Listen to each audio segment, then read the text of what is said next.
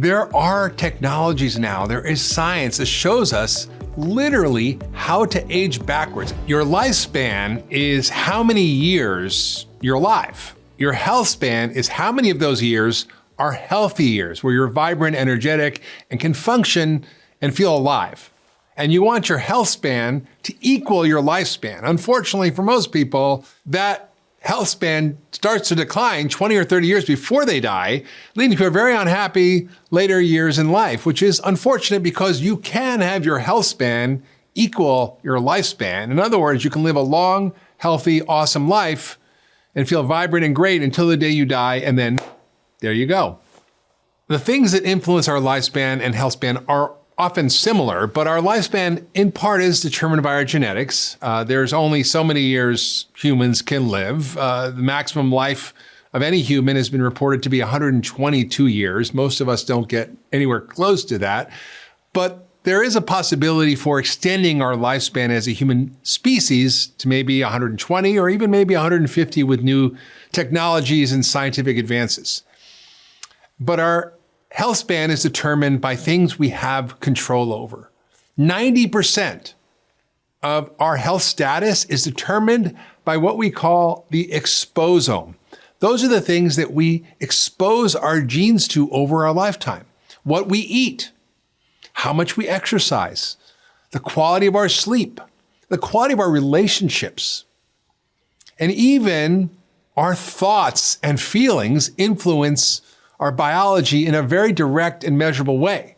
And of course, then there's things we have less control over, like environmental toxins, although we can reduce those, our gut microbiome, and many more things that control our health span. So the good news is you have enormous potential to control your health span and live a long, vibrant, healthy life, and then go to sleep one night at 99 and say goodbye to your family, and that's it. Your genome are the genes that you inherited from your mother and father. You can't do anything about it. You got it, and that's it. You get 23 pairs of chromosomes, 23 from your mom, 23 from your dad, and they're pretty fixed. But what we know is that only about 10%, maybe 20 at max, determines the health outcomes that you have and your lifespan. And your exposome is what those genes are exposed to. Basically, your life washing over your genes over decades, determining what happens to that gene expression and what we call your phenotype. That's who you are in any moment. So your health at this moment is the sum total of all the things you've been exposed to throughout your lifetime, your thoughts, your feelings, exercise, sleep, diet. All these things are playing an enormous role in the quality of your health. And those things you have complete control over. Well, what we know now is that there seems to be a unified theory of aging, that there are common underlying factors that seem to lead to all these downstream diseases. And the diseases that we see that we think are the causes of death, heart disease, cancer, diabetes, Alzheimer's, these are just downstream consequences of imbalances in our biology that we can do something about. And for different people, depending on their genetics and various factors, it can be expressed as heart disease in one person, cancer in another, diabetes in another, Alzheimer's in another. But if you look at the underlying factors like inflammation and mitochondrial dysfunction, which is your energy factories, your microbiome, and your diet, all these things play a huge role in determining whether or not you get these diseases. So these diseases, for the most part, are preventable if we understand how to follow a lifestyle and a way of being and eating and exercising and sleeping and relationships and connection and meaning and purpose and nutritional status that optimize our exposome. Senescence is a fancy medical word that means getting older. So your cells get older, your immune system gets older, your mitochondria get older, your gut gets older as you age. But there are technologies now, there is science that shows us literally how to age backwards. And I'm telling you something, that's what I'm working on.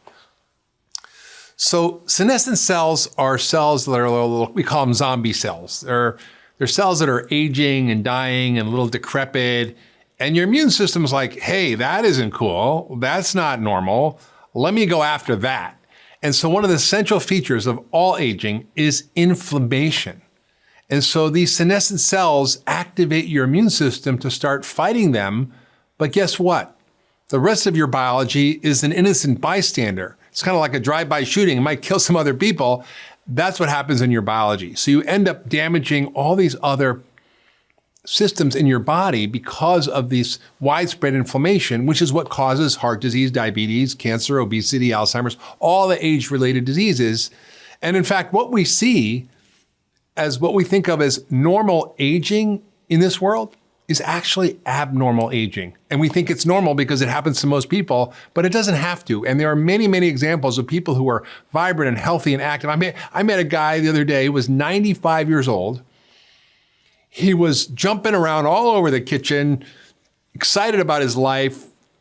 He was thin and fit. He played singles tennis every day. He had a girlfriend 20 years younger. And I'm like, what's your secret? He says, well, whatever I did yesterday, I do it today. If I played singles tennis yesterday, I do it today. If I had sex yesterday, I have sex today. You just really keep up the things that we actually can do as we get older. We just think we can't. So aging is more of a mindset than a biological reality if you let yourself shift your mindset. In fact, yesterday, I went on this loop that was my bicycle loop. It was the first day of spring, 70 degrees, beautiful. I got on my bike, and I've been doing this loop for 25 years. So I did almost the exact same time as I did 25 years ago when I was 35, and I'm 60 now. So the body has the ability, if you work at it, to stop this senescent process, to slow it down and even reverse it. Well, most diseases that we see that are chronic diseases, that affect 6 in 10 Americans, that 4 in 10 Americans have 2 or more, and that in a few years, 83 million Americans will have 3 or more.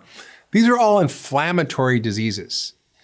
And what we're understanding is this unified theory of aging, inflammation plays a huge role. And that's what we call inflammaging. And it happens because a whole series of factors that we have control over get out of control. We eat an inflammatory diet. We don't exercise, which leads to inflammation. We don't focus on the quality of our sleep, which leads to inflammation. We don't learn how to regulate our stress response. We're all get stressed, for sure I get stressed, but I make sure I meditate every day, and that reduces inflammation. It turns on anti-inflammatory genes. We don't have a nutrient-dense diet full of ingredients that help to regulate inflammation, like phytochemicals that are tens of thousands of molecules in the food we eat that are in plant-rich foods. We're even finding phytochemicals in grass-fed meat. So we can consume these that help regulate the inflammation in our body. We can change our thoughts. Our thoughts literally drive inflammation. We can change the quality of our relationships. If you're in a toxic relationship, it drives up inflammation. If you're in a loving relationship, it slows down inflammation. If we avoid toxins, we stop the inflammatory trigger from that. And you can't avoid all toxins, but we sure know how to avoid a lot of them. And we also know how to help our bodies detoxify from them. So we have the ability to slow down this inflammatory process and to actually reverse it. And I think this is what we don't think about in medicine. We don't have inflammologists.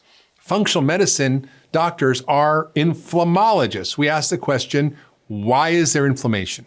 Not just, oh, how do I treat the downstream effects like heart disease, cancer, diabetes, dementia, autoimmune diseases, and so on. We go, well, why is there inflammation in the first place? Is it something you're eating? Is it a toxin? Is it an allergen? Is it stress? Is it bad relationships? Is it lack of sleep? What is it? And then we navigate to find the cause. And by finding the cause, we literally can unwind the effects of inflammation on aging and literally turn back the clock biologically. What we have now with this pandemic of COVID-19 is the intersection of the pandemic of the virus on top of the pandemic of chronic disease and obesity.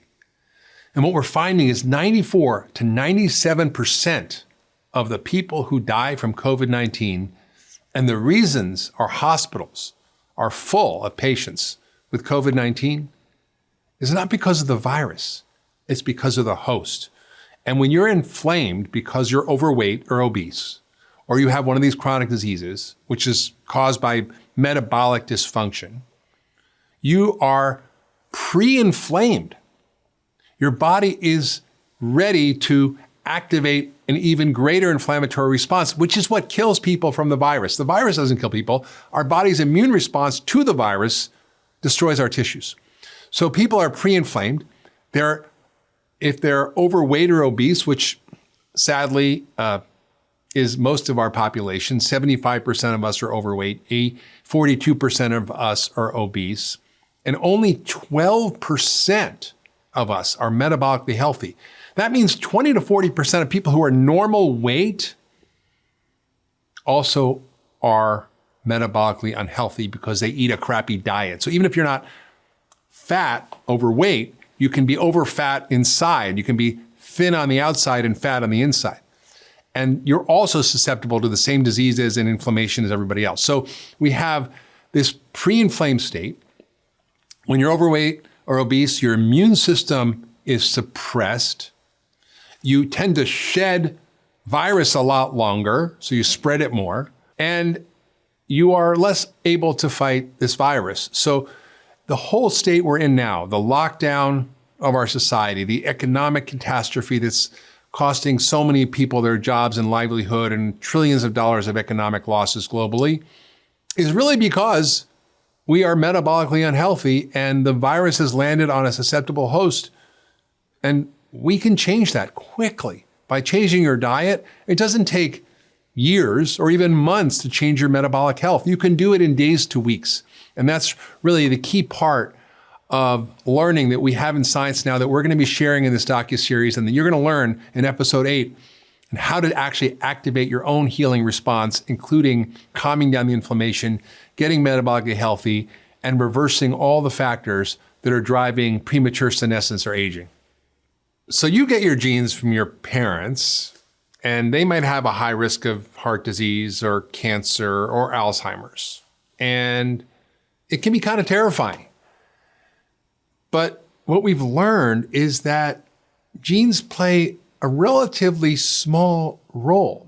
And there's one amazing study that was done years ago of 88,000 twins, 44,000 twin pairs, looking at how much cancer was genetic. And they found that only 10% of cancers in these twins were genetically determined, and they had exactly the same genes. So from a traditional point of view, a doctor will say, you have these cancer risk genes, like the BRCA gene, or the Alzheimer's gene, or this heart disease gene. And they'll say, what we need to do is to do what we call surveillance, active surveillance, or preventive screening. But that doesn't do anything to prevent the cancer. It just hopes to pick it up before it's too late. So if you have the colon cancer gene, you can start getting colonoscopies at 30 or 40 years old, and that's good, and you should do it. And if you have a breast cancer gene, you should do the screening and get your mammograms and MRIs and other imaging. If you have other genes that are risk genes, you should certainly check those out. But they don't tell you how to prevent those genes from getting turned on so you don't get the cancer or the heart disease or the Alzheimer's at all. And it's interesting to note that with the BRCA gene, which everybody thinks is the breast cancer gene that means you're going to get cancer, and that today it's about 75% risk that you'll get breast or ovarian cancer if you have the BRCA gene. But when you look at the data from 50, 60 years ago, it was only about 40%. So what happened to that other 35%? Well, what happened is we are living in a cancer-causing environment. Our high sugar, processed food diet, the increase in environmental toxins, pesticides, herbicides, these things can turn on these genes. And I've seen patients, for example, with the Alzheimer's gene, which is what we call ApoE4, is a double 4 gene, puts you at a 75% increased risk of getting Alzheimer's, which is kind of scary. I've seen a woman who's 94 years old, who was a, quote, health nut her whole life. She exercised, she ate perfectly, she took her vitamins, she dealt with stress. She was a dentist. She was 94 years old. She was still working at 94, mentally completely intact as a dentist. Now, I'm not sure I want to go to a 94-year-old dentist, but she was with it at 94 years old, and she had the scary Alzheimer's gene. So the message here is that you can do so much. And from a functional medicine perspective, we dig into root causes.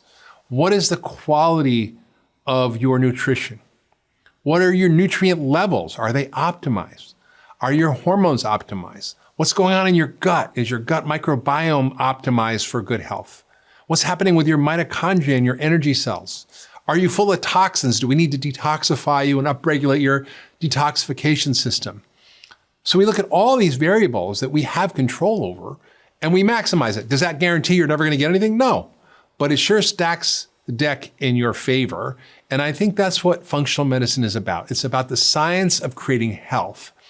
And using the principles of functional medicine, we can design a way of living and targeted strategies of diet and supplements, lifestyle, and many, many other things to stack the deck in your favor and create health.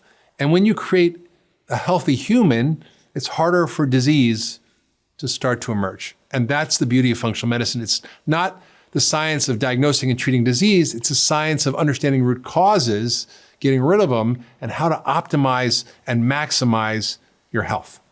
Well, there's been a lot of great work done on long-lived populations around the world. And it's kind of interesting. There's a lot of diversity in these populations. And my friend Dan Buettner has written a book called The Blue Zones, which looked at what are the common characteristics. And there's a few that are pretty obvious, and there's some that are not so obvious. The obvious thing is they eat a whole foods, plant-rich diet. Not plant-based, but full of lots of colorful, nutrient-dense foods. They move all the time, just as part of their life, whether they're farming or active. They manage to have fun and aren't stressed all the time. They have deep, connected, loving relationships and community, which is medicine. And they are also focused on being an integral part of their community. They have meaning and purpose. So these are really obvious things that most of us sort of know and take for granted, but there are some interesting differences. You look at, for example, the Plains Indians, the Lakota, and the group that lived at the turn of the century longer than any other population in the world. These were the buffalo hunters, and all they ate pretty much was buffalo and berries, right? They had the longest lived population in the world, the most number of centenarians, people who lived over 100 of any population. And all they ate was meat, but it was buffalo. And then you have this Seventh-day Adventists who also had very, very long lives from Loma Linda, California, and they were vegetarians. But what they also had was practices that supported health. They didn't smoke, they didn't drink, they had great community and connection. I mean, if you join a bowling club or a knitting club, you're more likely to live longer than someone who's socially isolated. I mean, loneliness is one of the biggest killers. So when you look at these populations, there's a lot of variables, but they have certain things in common. And I think we have to just look at what those are. And they're things that often we've lost sight of and undervalue in our rapidly aggressive, consuming, advancing society. We need to sort of refocus our priorities on what actually matters, which is love, connection, community. And in this time of COVID-19, with social distancing, the paradox is that many of us are actually connecting more with each other, connecting more with those we love, spending more time engaging in relationships that matter. And I think that's a good thing. And I hope we don't go back to the old normal and we find a new normal that maintains that level of connection.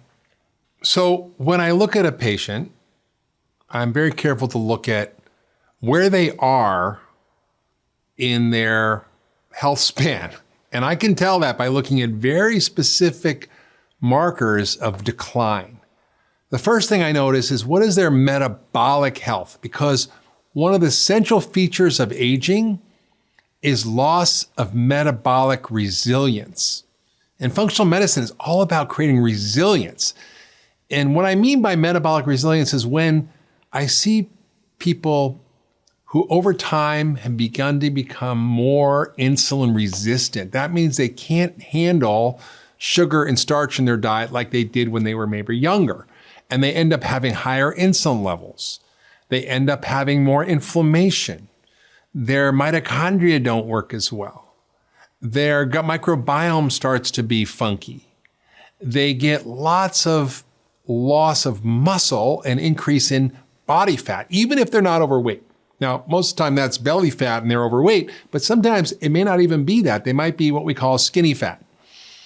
So I look at various factors that are driving the aging process that are easy to measure from a functional medicine perspective. And there are things that most traditional doctors don't measure.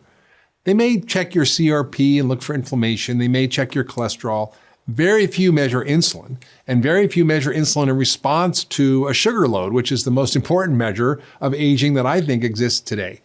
And very few measure a comprehensive panel of inflammatory markers. Very few, if any, measure your mitochondrial function and measure what we call oxidative stress, which is rusting, right? Rusting is what happens when there's too much inflammation, right? You get wrinkles on your skin. That's inflammation from sunlight causing damage.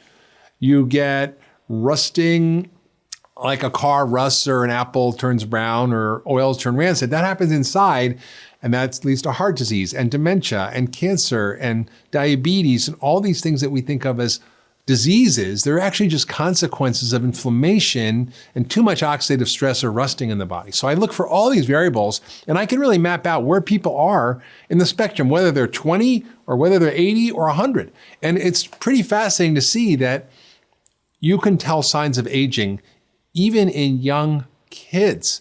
We know, for example, that from the Bogalusa Heart Study in Louisiana, where they looked at children and followed them for decades, you could see what was happening in kids by looking at their blood sugar and blood pressure and cholesterol and their body weight. And you could see which of these kids was going to end up with heart disease when they were older. So by putting my microscope on all these factors in a person's biology, I can get a temperature check on where they are in the spectrum of aging.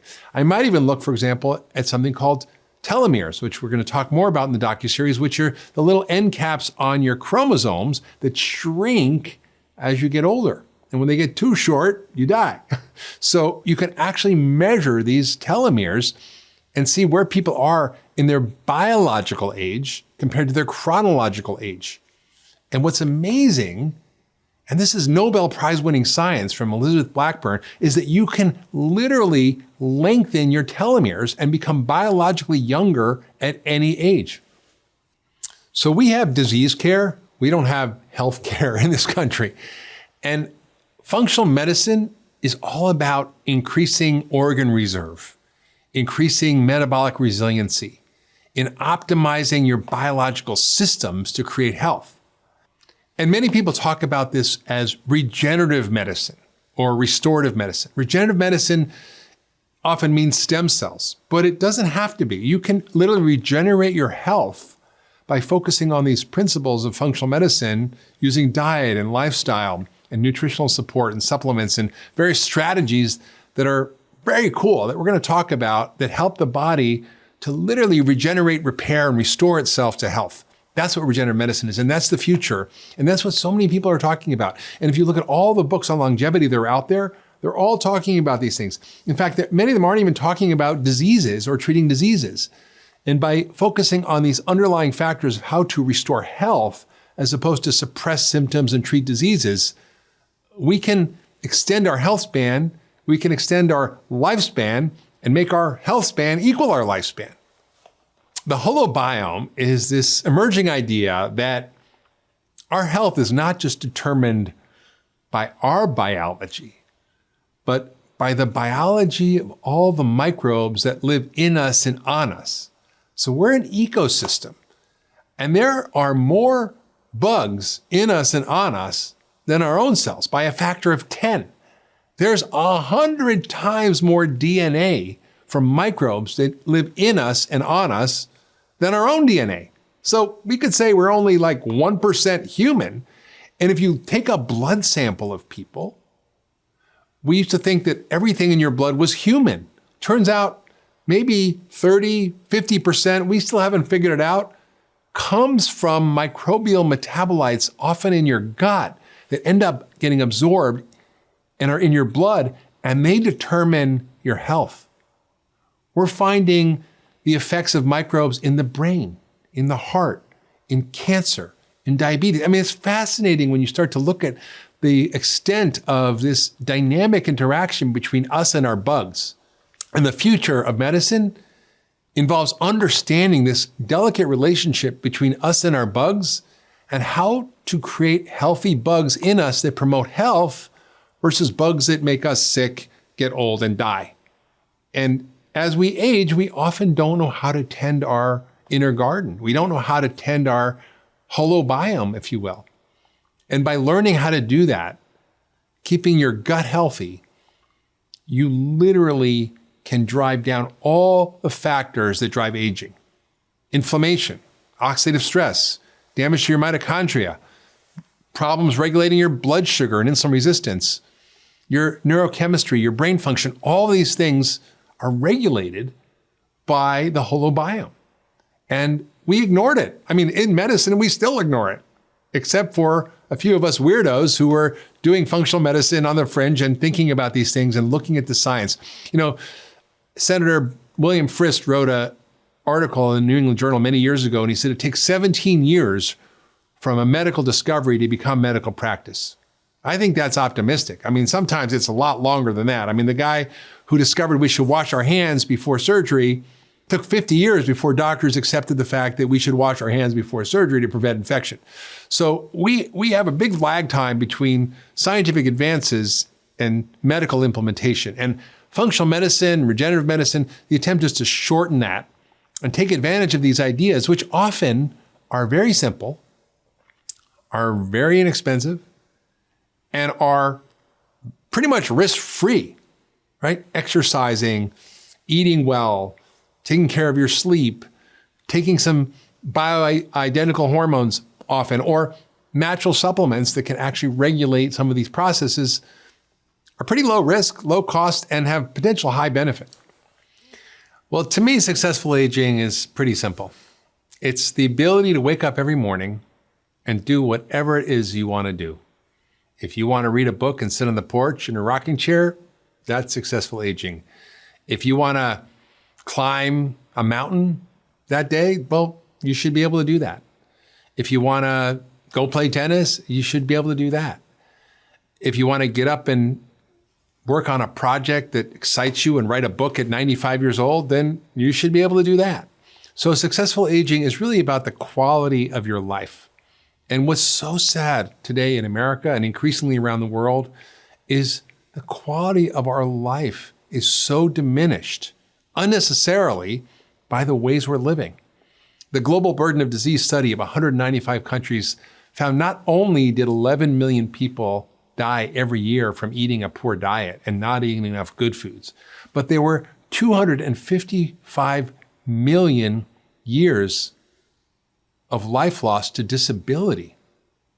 So even though people are alive, the quality of their life is terrible. And so successful aging to me means being able to get up and do what you want. Yesterday, I wanted to go for a bike ride and get on my 10-speed racer and ride as hard as I could, and I could do it. If I want to do a yoga pose and stand on my head for 5 minutes, I want to do that. So whatever it is that I want to do, I want to be able to do. And there will be a time when maybe I can't do everything, right? Maybe I can't. But I'm planning on winning the tennis championship of 90 and over category. So that's my life goal. You know, when I was in medical school, I remember studying William Osler, who was one of the fathers of modern medicine. He was at Johns Hopkins. And I remember reading reports of how heart disease was this rare condition. And if someone had a heart attack, he would call all the medical students and the residents and the doctors around to study this anomaly. And this was like 100 years ago. And now it's the number one killer. 122 million Americans have heart disease. 2,300 people die every day from preventable heart disease. 90% of heart disease could be prevented by lifestyle. And I think the changes that have happened in our society have all contributed to this. The biggest, obviously, is our diet change. We went from eating whole, unprocessed foods to eating highly refined foods full of sugar and starch, which, by the way, is the biggest driver of heart disease. We started eating processed fats and refined oils. We started having processed foods with huge amounts of salt in it. It's not the salt that you add at your dinner table that's the problem when you're cooking. It's the salt that's added by corporations to make cardboard taste edible. It's our increasingly sedentary lifestyles and lack of movement. I still have one of those hand beater things, to beat my eggs. We got rid of all that stuff. And, my grandmother had this coffee grinder where you had to grind the coffee by hand like this. I still have it. It's an antique. But we got rid of all that stuff. We don't do much with our bodies anymore. The levels of stress have just skyrocketed. Our disconnection from each other, isolation. Loneliness and social disconnection is a bigger risk factor for death than anything else. And it causes heart disease. It causes cancer. It causes so many of the things we see. So our disintegrated society, the lack of tribal and family units being together and supporting each other through life. So many people don't even have a friend to call when things are stressful that they can be fully honest with. And that creates an erosion of our biology. And our environmental toxic load is another huge factor. We know that pollution increases the risk of heart disease, just air pollution. COVID-19 has helped with that because nobody's driving and greenhouse gas emissions have gone down 10%. But we're seeing things like heavy metals and pesticides. And pesticides also lead to obesity and diabetes. We call these obesogens. They also lead to heart disease. So this environmental load of toxins also contributes. So we have all these different factors, whether they're lifestyle or environmental or social, that have all come together to create the perfect storm for creating heart disease, for creating inflammation. And in susceptible people, inflammation will cause heart disease. And if your genetics are slightly different, they might cause cancer. And if your genetics are slightly different than that, they might cause Alzheimer's or diabetes. But it's all the same stuff, causing all the same conditions that we call age-related disease. We call them comorbidities, which drives me crazy because if someone comes in with high blood pressure, diabetes, heart disease, and kidney disease, they're not co-anything. They're all one problem caused by the same things that we're treating all separately with separate medications that doesn't address how they're all connected. So the idea of comorbidities is just nonsense in my mind. It's a term that doctors use to talk about people with multiple chronic illnesses, but we should really be talking about this unified approach to addressing root causes and restoring health, regenerating health, optimizing function. And that's what functional medicine is. I remember this young man who I'm 60, so he was 50. That seems young to me. And he had a heart attack. And he had, a little bit of belly fat, was a stressful real estate developer, didn't exercise as much as he should, drank a little too much, had a heart attack. And boom, his doctors put him on a statin, aspirin, a beta blocker, an ACE inhibitor, which is a blood pressure drug. And he's like, I don't know. I'm not sure I want this. He had a stent, which helped him. And his numbers were off. His blood sugar was off. His insulin was off. His blood pressure was off. His cholesterol was off. And rather than saying, these are good pills, take all these pills, it's going to fix the problem, they're just like Band-Aids. And the truth is, they don't work as well as other measures that are lifestyle related. And I would use these drugs first if I thought they worked better, but they just don't. And they can't achieve the dramatic results that these other interventions do. So I began to look at his metabolism. I did something called the glucose insulin challenge test, where it's like a glucose tolerance test for diabetes, but we also check insulin. And we found his insulin levels were really high. And why is insulin bad? It's because it causes belly fat, because it causes inflammation, because it causes oxidative stress. And what heart disease is not a plumbing problem where you've got arteries clogged with cholesterol. It's actually an inflammation problem. It's a hormonal problem. It's related to too much insulin and other hormones that cause heart disease, and too much inflammation and oxidative stress. So rather than treating all these things separately, I said, why don't we put you on an aggressive lifestyle program? Why don't we cut your starch and sugar way down, increase your good fats, put you on an anti-inflammatory diet, give you some supplements that can help regulate some of this, like fish oil and vitamin D and curcumin and a few other things. We concocted this regimen for him based on his tests. We got him exercising, which he did a little bit, but more. And it was the most remarkable thing I've ever seen. In a year, all of his biological parameters went to normal, and they weren't normal even on the medication. His heart disease was gone. All his parameters were normal. And he went back and had an angiogram, and it was really good. And he got off his medications, and he graduated. I mean, that's the thing about functional medicine is I don't keep people on for a long time because you teach them how to take care of their biology. They learn how to do it. And sometimes they come in for a tweak, but like half the time I never see my patients after I get them better because they learn the skills to take care of their own health. So we know that cholesterol plays a big role in heart disease, no doubt about it. The real question is, why is our cholesterol abnormal and how do we fix it? Now, what we've noticed is that when people come to the emergency room with a heart attack, and this is a study of, literally hundreds of thousands of people who came to the emergency room with heart attacks, 75% of patients had normal LDL cholesterol, meaning the very thing that we're treating with these statin drugs to lower it, it was already normal. But 50% had low HDL, and most of the people had high triglycerides. We know that 2/3 or more of patients who walk into the emergency room with a heart attack have undiagnosed or maybe early diagnosed prediabetes or type 2 diabetes. So we've been focusing on LDL for one simple reason. There is a drug or class of drugs called statins that works to lower LDL.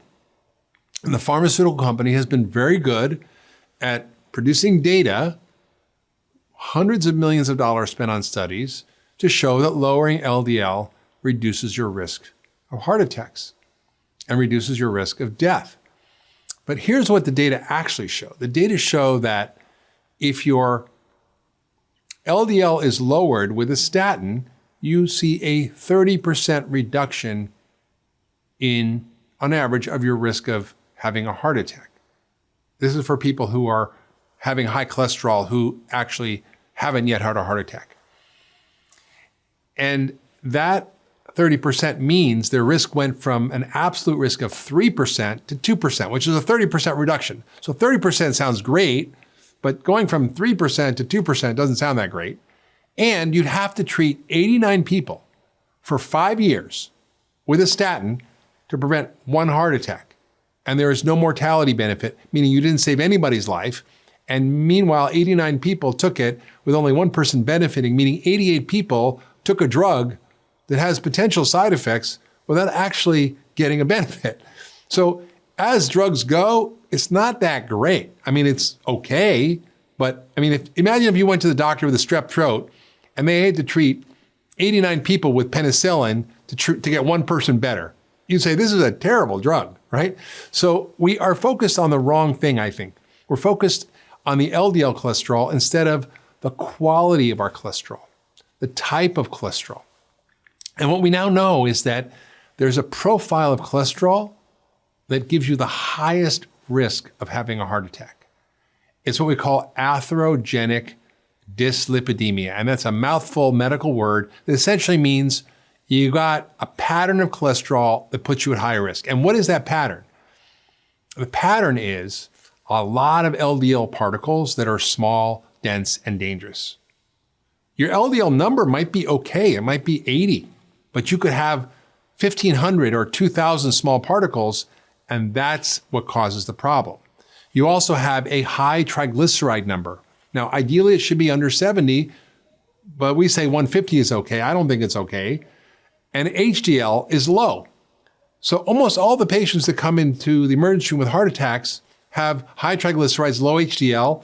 They might have high or low LDL, but they mostly have these small particles. And I remember speaking to Peter Libby, who was the chief of cardiology at Harvard Brigham and Women's Hospital, who wrote the textbook called Brumwell's Cardiology. He's the editor of this textbook, which is what all cardiologists read. And I said, I have these patients who are like 75-year-old women. They eat great, they exercise, they don't smoke, they don't have high blood pressure, they don't have diabetes, and their cholesterol is 300. But their HDL is 100 and their triglycerides are 70. Like, would you give them a drug? And he was like, no. You know, these, even though you have a high LDL, it's not the whole story. So you need to dig deeper. And I think most doctors aren't digging deep enough. And there's a test that's fantastic that lets you look at the quality of your cholesterol, which is determined predominantly by starch and sugar, by the processed food in our diet. And that profile, we call it NMR, or nuclear magnetic resonance, which means they basically take your cholesterol in your blood and put it in an MRI machine, and they can see, are they big particles, small particles? Big particles are light and fluffy, they don't cause much damage. Small particles are bad. And you can see the quality of your cholesterol, of your LDL, of your HDL, of your triglycerides, and that tells you so much more information about what's going on. And there's also a different type of test that's called cardio IQ. It's done by Quest. The NMR is done by LabCorp. And that looks at a little different technique, but gives you the same basic idea. And that is what everybody should be doing. The test we're doing now is sort of like, you know, a test that's very antiquated. It's not a 21st century cholesterol test. And it's really important to get the right test to know what's going on and to look at these other factors like insulin. So is LDL important? Yes. Are there certain genetic conditions that actually cause really high LDL that you need to treat aggressively with drugs? Yes. But for the most part, the total LDL is not the most important number. In fact, the most predictive numbers for whether or not you're going to have a heart attack are your total cholesterol divided by your HDL.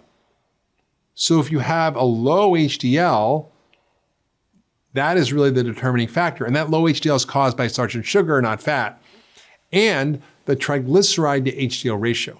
So if your triglycerides are high, your HDL is low, you get a high ratio. That's not good. So those are the numbers I pay way more attention to than the LDL. And there's a few other numbers that we look at, like ApoB and other things that can be helpful, but those are still determined by the starch and sugar in our diet, this insulin resistance. So while there are some genetic factors that may cause heart disease independent of the insulin resistance pathway, the majority of what we're seeing today in heart disease is caused by this. So I'm interested in looking at your blood sugar and insulin regulation. I'm interested in looking at the quality of your cholesterol, the particle size, the number. I'm interested in looking at inflammation, because if there's no inflammation, it's unlikely that you're going to get heart disease. And in fact, a large study called the Jupiter trial at Harvard looked at a lot of patients who were treated with statins and looked at the effect of whether or not they got heart attacks. And if your LDL was high and your CRP or inflammation marker was high and they gave you a statin, it actually reduced your risk if the inflammation marker came down. But if they had no inflammation and they lowered the LDL with the drug, there was no difference. So it's the inflammation, it's the insulin resistance, it's the oxidative stress. It's not so much the cholesterol. In fact, unless your cholesterol is oxidized, meaning it goes rancid, it's pretty harmless. And we need cholesterol to run our biology. Our cholesterol is what produces hormones. It makes up our cell membranes. It's a critical part of our biology. And if you don't have enough cholesterol, you die. So it's really important. It's not that it's good or bad. We need the right amount and the right quality. And that's really what we do in functional medicine, is we help you figure out what the right kind of cholesterol is and how to get there. So the world of inflammation and human biology is opening up incredibly. And when you get a blood test, there's maybe 30 tests you get. And in inflammation, we can measure a few common things like CRP or C-reactive protein. It's just a marker that your liver makes when there's too much inflammation. It's pretty good. But we're learning is there's so much that we don't know. There's so many more markers in our blood literally thousands of things in our blood that we're ignoring. And scientists now are discovering patterns of inflammation that are highly predictive of disease. So we're not there yet in a commercial test, although we soon will be, to look at actually the drivers of inflammation as we age. But today what I look at is something called C-reactive protein. I also look at LPLA2, which is another marker of inflammation, and I look at oxidative stress or free radicals that also indicate a level of inflammation. So I look at a bunch of different things to get a sense of inflammation. And if I see it, I know this is a problem, and this patient needs more aggressive investigation about the cause of the inflammation. Right? It could be your diet. It could be a toxin. It could be your microbiome. We know that, for example, your microbiome, if it's unhealthy, the gut bacteria, that can cause heart disease if you have bad bugs in your gut. So it could be anything from, water that you're drinking that has pesticides in it, or bad bugs in your gut, or an inflammatory diet full of processed food, starch, and sugar. So when the inflammation story gets told, we're going to know much more about this and how to identify patterns of inflammation. There might not just be one marker. It might be 10 or 20 or 30 markers that all correlate with inflammaging, including heart disease. So we'll be able to monitor those in response to our interventions of lifestyle, diet, and so forth, and actually see changes. And this is what I look for. And when we put people on an anti-inflammatory lifestyle, which is an anti-inflammatory diet, exercise, stress reduction, sleep, the right nutrients and supplements, we see dramatic drops in inflammation.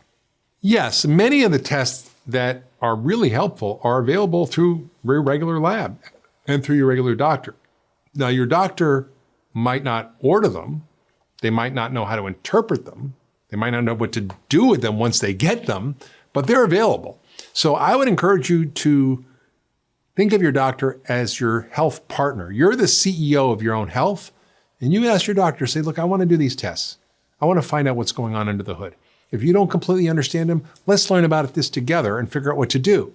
So you can be an active partner in your own health and start to ask for these tests. And we're going to explain in part 8 of this docuseries how to actually do this and give you the tools and knowledge to be active participants in identifying the aging process and how to reverse it. I always start with the basics. If someone has a poor lifestyle, if their diet's not great, if they're not exercising, if they're under too much stress, if they're not sleeping, if their nutrient levels are off, I start by focusing on those. And I do that aggressively. But there is a subset of patients that don't respond to that and that have a genetic problem. Maybe something called familial hyperlipidemia, which means you get really high cholesterol. And I have a patient right now who's just following all the advice I'm giving him, and he's doing great. But he's one of those patients that needs a statin, and he's a very significant cholesterol absorber. So we actually can do tests now to see whether you're a cholesterol producer or you're a cholesterol absorber, if you're a hyperabsorber. So you absorb all the cholesterol and fat in your diet in a way that's not good for you, or maybe your liver just produces too much of it. And we can use things to help block the absorption of cholesterol, whether it's fiber or other factors, or we can use something to help block the synthesis of cholesterol in the liver, whether they're natural products or medications. So it's very personalized and individualized. There's not one size fits all. But the problem today is if anybody comes in with a cholesterol, an LDL of over 100 or 130, the doctor goes, you need a statin. Sort of one size fits all. And that's just not how to practice medicine. And we know this now. I mean, the medical profession understands this. The National Institute of Health has a whole department of precision medicine and precision health and precision nutrition. So we're understanding that this one size fits all medicine just doesn't make any sense anymore, but it takes a while to get it into practice. And functional medicine is the science of personalized medicine. It's the science of personalized nutrition and personalized health. So everybody's different. I treat everybody differently. And I look at what their issues are, what their genetics are, and I push as hard as I can on the things that are the least toxic, the least harmful, with the least side effects. Nobody's going to die from improving the quality of their diet. The opposite is true. But some people may have adverse effects from drugs. So I use them, but I use them as a last resort, not as the first step. there's interesting technology available today that allows us to look at the quality and function of your blood vessels. And that's really cool. So we can see in real time, are they stiff? Are they pliable and soft? Or are they hardening? And if your arteries are hardening and stiff, it's not terminal. You can influence that by the quality of your diet, by lifestyle. All the things we've been talking about can change your blood vessels from stiff and hard and at risk for damage to soft and pliable and fluid, which keeps you healthy and free of heart disease. So we look at these tests like, for example, EndoPAT, which is a machine that's non-invasive that looks at the vascular health. How is your blood vessels? Are they good or are they bad? And this EndoPAT test can be done at your doctor's office. Again, many don't use this preventive technology, but it's a great way to see. And then you can alter your lifestyle and you can come back a month later and do it again and you'll see the change. And we see that very often. Well, if someone has poor blood vessel health, we know so much about how to get your blood vessels working better, which is to eat an anti-inflammatory diet, low starch and sugar, lots of plant-rich foods, lots of good quality fats, lots of nuts and seeds, what I call the Pegan diet. It's something I've been talking about forever. It's the quality of our food matters more than the quantity. What you eat matters more than how much you eat. And so focusing on the quality and upgrading the quality of your diet is so critical. And getting rid of all the junk, getting rid of all the flour and the sugar. Doesn't mean you can't ever have it, but it's just not a staple in your diet anymore. Exercise also has enormous benefits on your vascular health, on function. Saunas, who knew? But saunas actually increase your vascular health and can produce better vascular resilience and response, increase something called your heart rate variability, which is a sign of the quality of your heartbeat. Is it good or is it bad? Is it more risky for heart disease or less risky for heart disease? There's meditation, which also can affect your blood pressure and inflammation and oxidative stress and all the things that cause your blood vessels to not be happy. And then there's lots of nutrients out there. Fish oil is a great one. Curcumin's another one. Vitamin D, antioxidants, a whole list of plant-derived compounds we call phytochemicals, and also just nutrients play a huge role in your vascular health. So we design a comprehensive program to upgrade the quality of your vascular system and your blood vessels so you don't get heart disease.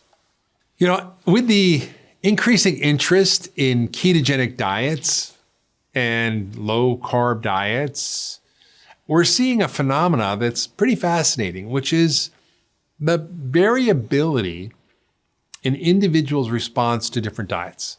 Some people do really well on a lower fat diet, and other people do really well on a higher fat diet. Some people do better with lower starch and sugar. Some people have more ability to manage starch and sugar. So I have a good ability to manage starch and sugar, but I've noticed, for example, when I have a high intake of certain types of fat, like saturated fat, my cholesterol goes really high. So there's this phenomena called lean mass hyperresponder, which we're still studying and still learning about, which is people who are fit and healthy, when they jack up certain types of fat in their diet, it doesn't work so well for them. And we can actually do analyses that we do in our clinic here at the Ultra Wellness Center called DNA Diet, where we can see how you respond to fat, how you respond to carbs, and how you respond to different factors that regulate your eating behavior, how you respond to salt taste and various kinds of bitter taste, and what actually you should be eating to maximize your genetic potential.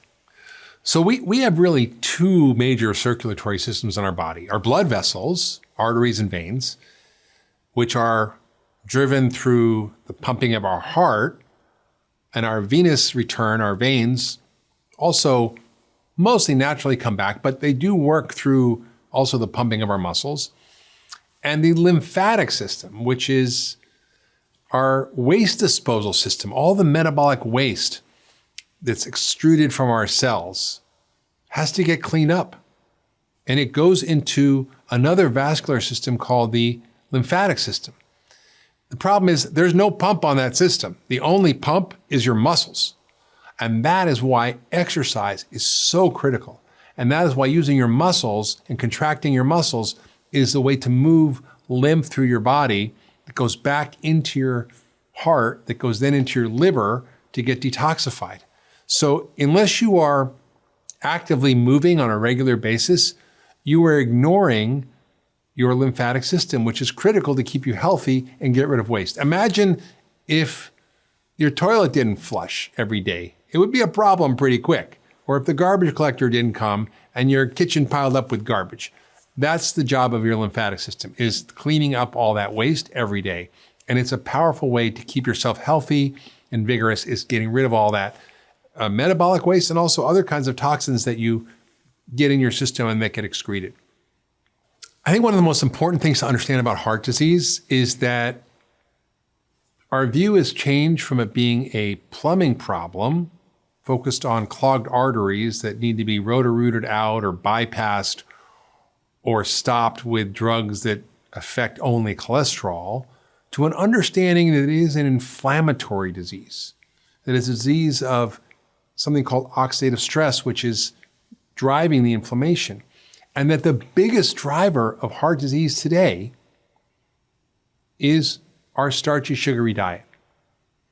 And that if you really want to prevent heart disease, 2/3 of all heart attacks are caused by the fact that we consume 152 pounds of sugar a year per person and 133 pounds of flour, which are killing us. And in one person, that diet might cause a heart attack. And as we'll get into in the cancer episode, in another person, it might cause cancer. And as we'll get into the brain episode, we're going to learn that it also can cause dementia, and which is why we call it type 3 diabetes. So refocusing our attention on sugar and starch and insulin resistance and inflammation and oxidative stress, instead of just on this cholesterol plumbing issue, which is also important, will allow us to have much more impact on the trajectory of disease. You know, cancer touches so many of our lives, whether it's personally or our families. And in my family, 2 of my family members died of cancer. My sister, who got cancer twice, died at 57, and my dad died at 91 of cancer. My sister's first cancer was a non-Hodgkin's lymphoma, and it was probably caused by radiation that she had as a young baby who had a hemangioma on her butt, which was an overgrowth of blood vessels. And back in the 50s, they irradiated it with x-rays, which probably led to her getting the non-Hodgkin's lymphoma. And thank God she got cured from that. But 25 years later, she got another cancer, bile duct cancer. Now, bile duct cancer is a cancer that's on the rise. Why is it on the rise? Well, your bile is the thing that dumps all the toxins into your gut from your liver. So when your liver is exposed to pesticides, chemicals, heavy metals, it has to get rid of all that stuff. And it does it through the liver that then dumps into the bile, that dumps into your gut, that hopefully you get rid of. Well, what we're seeing is with the increasing burden of pesticides and petrochemicals and heavy metals in our environment that we're exposed to, it's increasing the risk of bile duct cancers. And my sister, and I tested her for this, had really high levels of heavy metals, of mercury and lead. She loves sushi. She lived in Hawaii, and there was a lot of ahi tuna there. And I think she just ate too much of that, and along with all these other factors, just burdened her system. So she, I think, had an environmentally induced cancer. My dad, on the other hand, he was 91, and he was a smoker for many years.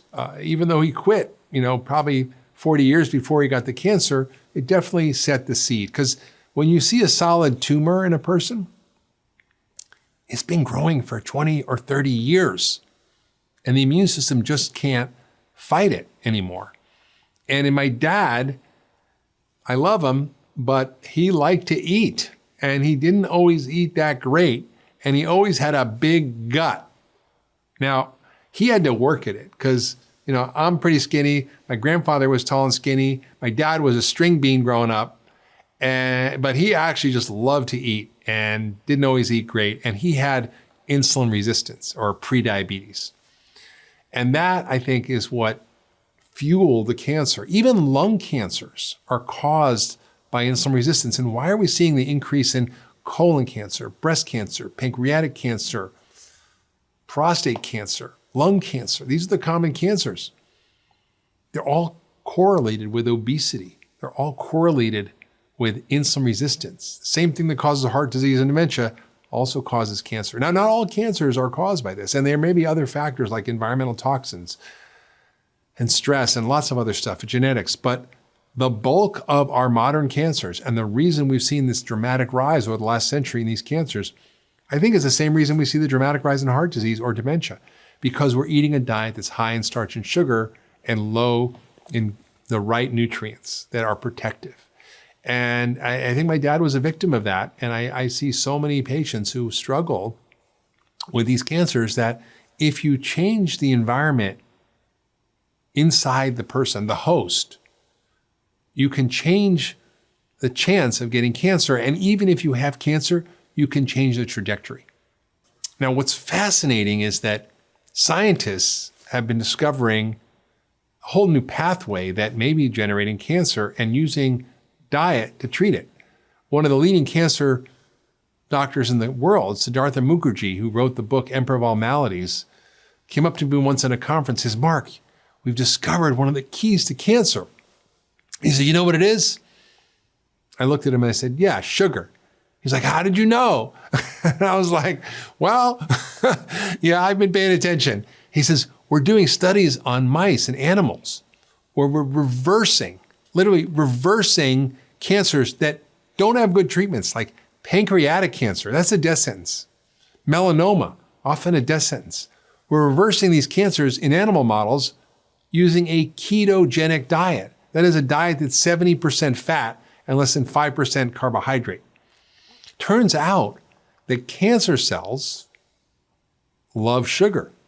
So insulin promotes the growth of cancer cells. It doesn't just promote the growth of belly fat, right? It promotes the growth of cancer cells.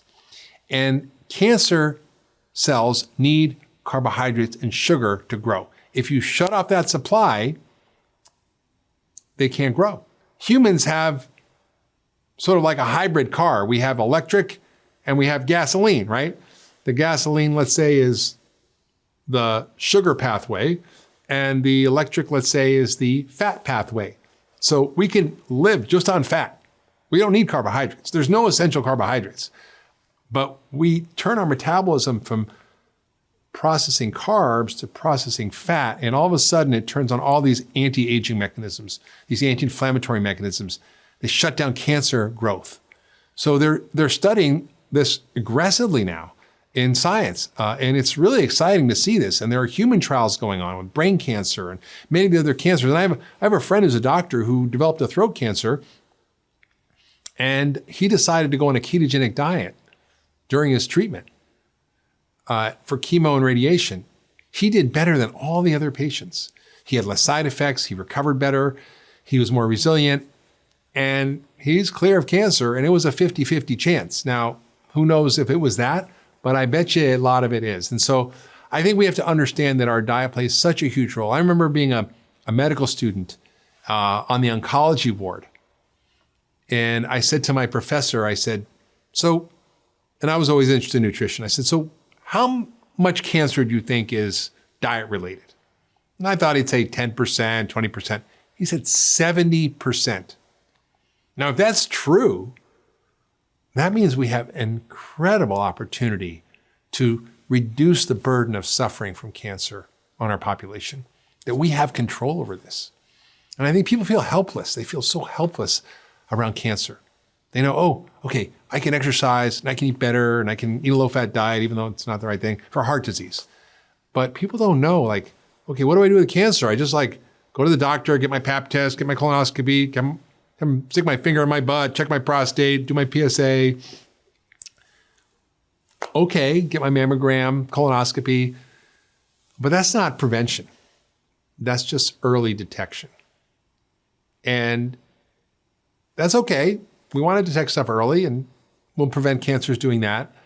But how about focusing instead of on the tumor or the cancer, on the host where the cancer grows? And that is what functional medicine does. That is what the science of rejuvenation does. That's what we have the potential to change. I remember this one patient came in to see me.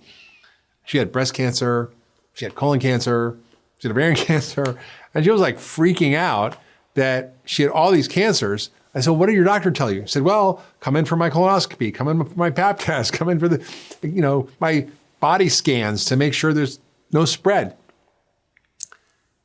I said, yeah, that must be kind of scary to not feel like you can do anything about it. So I said, how about we dig into the health of your organism? How about we dig into your nutritional status and your toxic load and your microbiome and your immune system? How about we figure out how to optimize all these systems to make the host, your biology, inhospitable for the cancer to grow? Would that be okay? And she's like, yeah. So does it guarantee someone's never going to get cancer again if you do that? No. But you're definitely going to lower your odds. I mean, what drives me crazy is when doctors say, well, just eat ice cream and have milkshakes and don't worry about what you eat, but don't eat tofu because that's got soy in it and that'll give you breast cancer. It doesn't make any sense. I actually had a patient who was a radiation oncologist at MD Anderson, which is the world's top cancer hospital. And he understood all this. And he said he could not believe the advice that the dietitians were giving in the cancer hospitals to these patients who were sick, like eat ice cream or have milkshakes to keep your weight up, instead of understanding how to actually optimize their biology so we can prevent the cancer from having a place to land and making it a really unfriendly place for cancer cells to grow. So when I saw this patient, I started to look at the things that I know already are drivers of cancer. I looked at her metabolic health. She was a little bit insulin resistant. So we saw her insulin levels were high. We saw her triglycerides were too high. Her HDL was a little low. We saw that she had inflammation. We also saw that she had toxic exposures that were real. So she'd been exposed to pesticides as a kid. So we designed a whole protocol for her to get rid of the pesticides and chemicals in her body through a detoxification process that we do in functional medicine to upregulate all our pathways, to reduce exposures, to use saunas and other therapies to help remove the toxins. We also found that she had nutritional deficiencies. We know that vitamin D plays a huge role in your risk of getting a cancer. We know that her biology needs to be able to handle this process called methylation, which is dependent on B vitamins like B6, B12, and folate. And we know that plays a huge role in cancer regulation. So we optimized her B vitamin status. We optimized her vitamin D status. We optimized her gut inflammation that was causing all kinds of other issues. So do I know for sure that doing all this is going to make sure she never gets a cancer again? No, but it does stack the deck in her favor. And it also improves the quality of her life right now and makes her feel better, and is actually doing something proactive. And this is the same principles we follow for anything, whether it's cancer or heart disease or dementia, all the things we know that are driving the aging process, we can change that host. And that is the difference between functional medicine and conventional medicine. Traditional medicine focuses on the disease that the person has instead of the person who has the disease. And that is what William Osler said we should be doing 100 years ago. We kind of forgot about it. The body is the most extraordinary thing. It has its own mechanisms for repair and healing.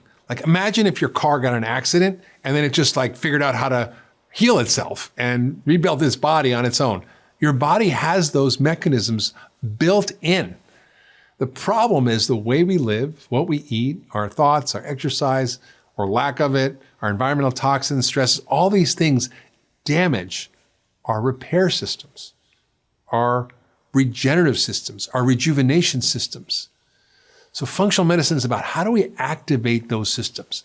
And what you're going to learn in this docuseries is a whole series of strategies that are basic, some things we talked about, but really cool stuff that's coming up in the future that we can use to activate and regenerate our health so that we activate these healing mechanisms.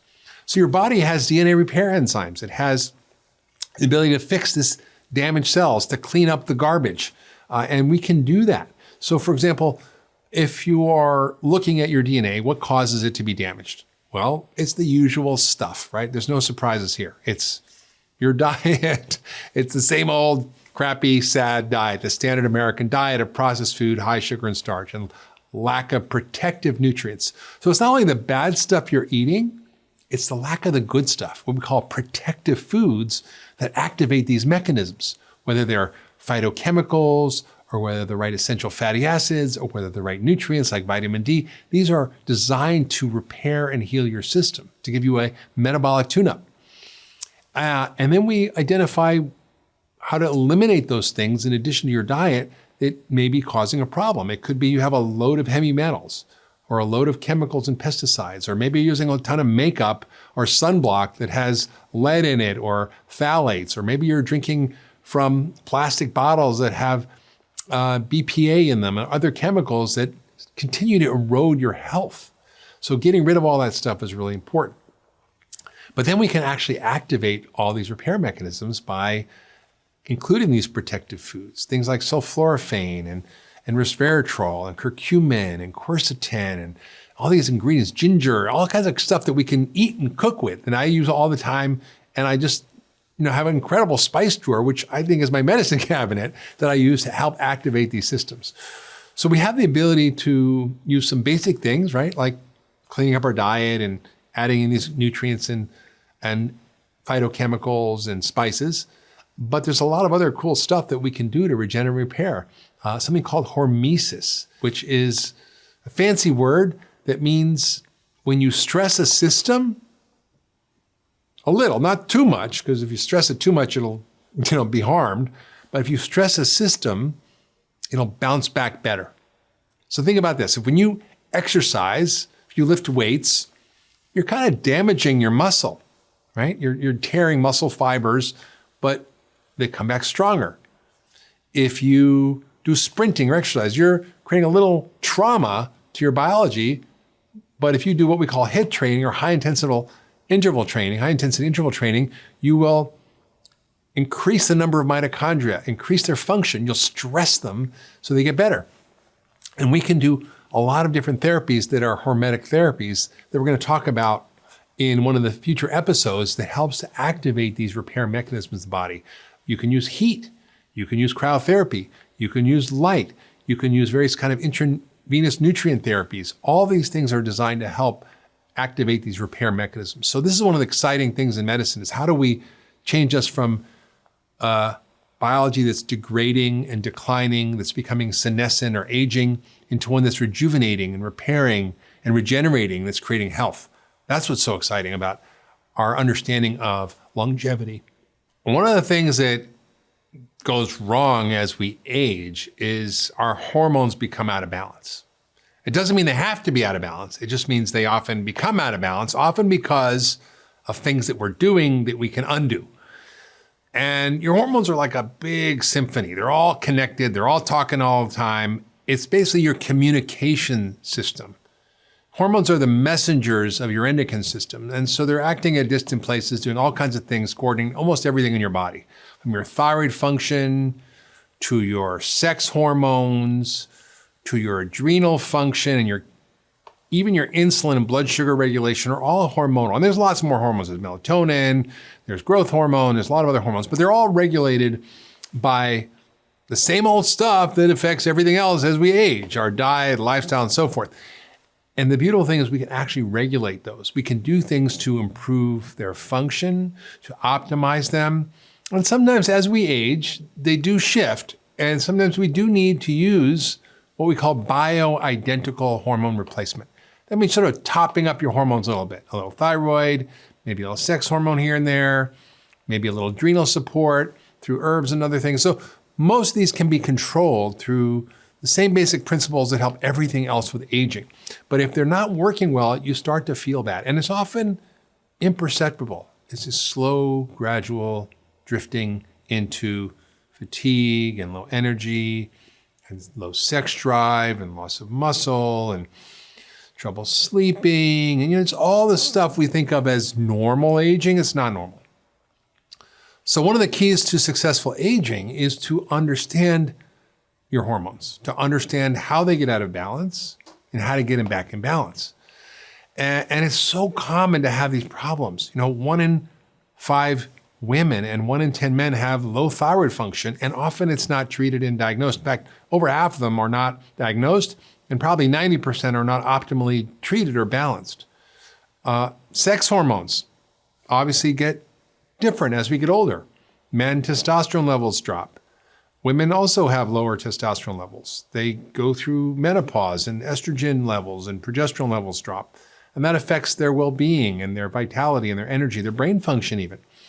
Thyroid often starts to dwindle as we get older because it's influenced by so many things, our diet, toxins, stress, and lots more. And of course, insulin is the most important hormone of aging, which we've talked about in the docuseries, and needs to be aggressively managed so that you keep your insulin levels low and your health high, your belly fat low and your muscle high. As you actually drive the changes around hormones, you see a lot of them have to do with something that we call sarcopenia, which is we lose muscle. And as we lose muscle, our sex hormones get worse. Our adrenal hormones start to get worse because when you have low muscle, you have increased stress hormones like cortisol. You get lower growth hormone, which is a repair hormone. You get more insulin. So everything is going the wrong direction. And the key to balancing your hormones, and they're different for each one, is understanding what causes them to be out of balance and what helps them get back in balance, and then systematically tweaking and applying it. It's almost like an instrument or a piano that's gotten out of tune, and you have to learn how to tune it up. So you can tune up your hormones as you get older to help keep you vigorous, strong, muscular, sexy, energetic, and it's possible to do at any age. Often hormones change not one by one, but altogether. And often for women, after they go through menopause, there's this perfect storm of hormone imbalance. Their sex hormones go down, their thyroid's a little off, their insulin levels go up, and their stress hormones go up. So you get this kind of mess that makes them feel not as vital, not as energetic, not as strong, not as sexy. And with a little bit of tweaking, you can restore balance in these hormones.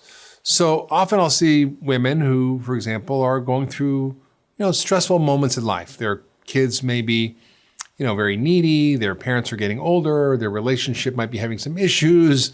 They're in the midst of the strength of their career, so they've got a lot of stress. So the stress hormones tend to screw up the other hormones. They screw up insulin and make that worse.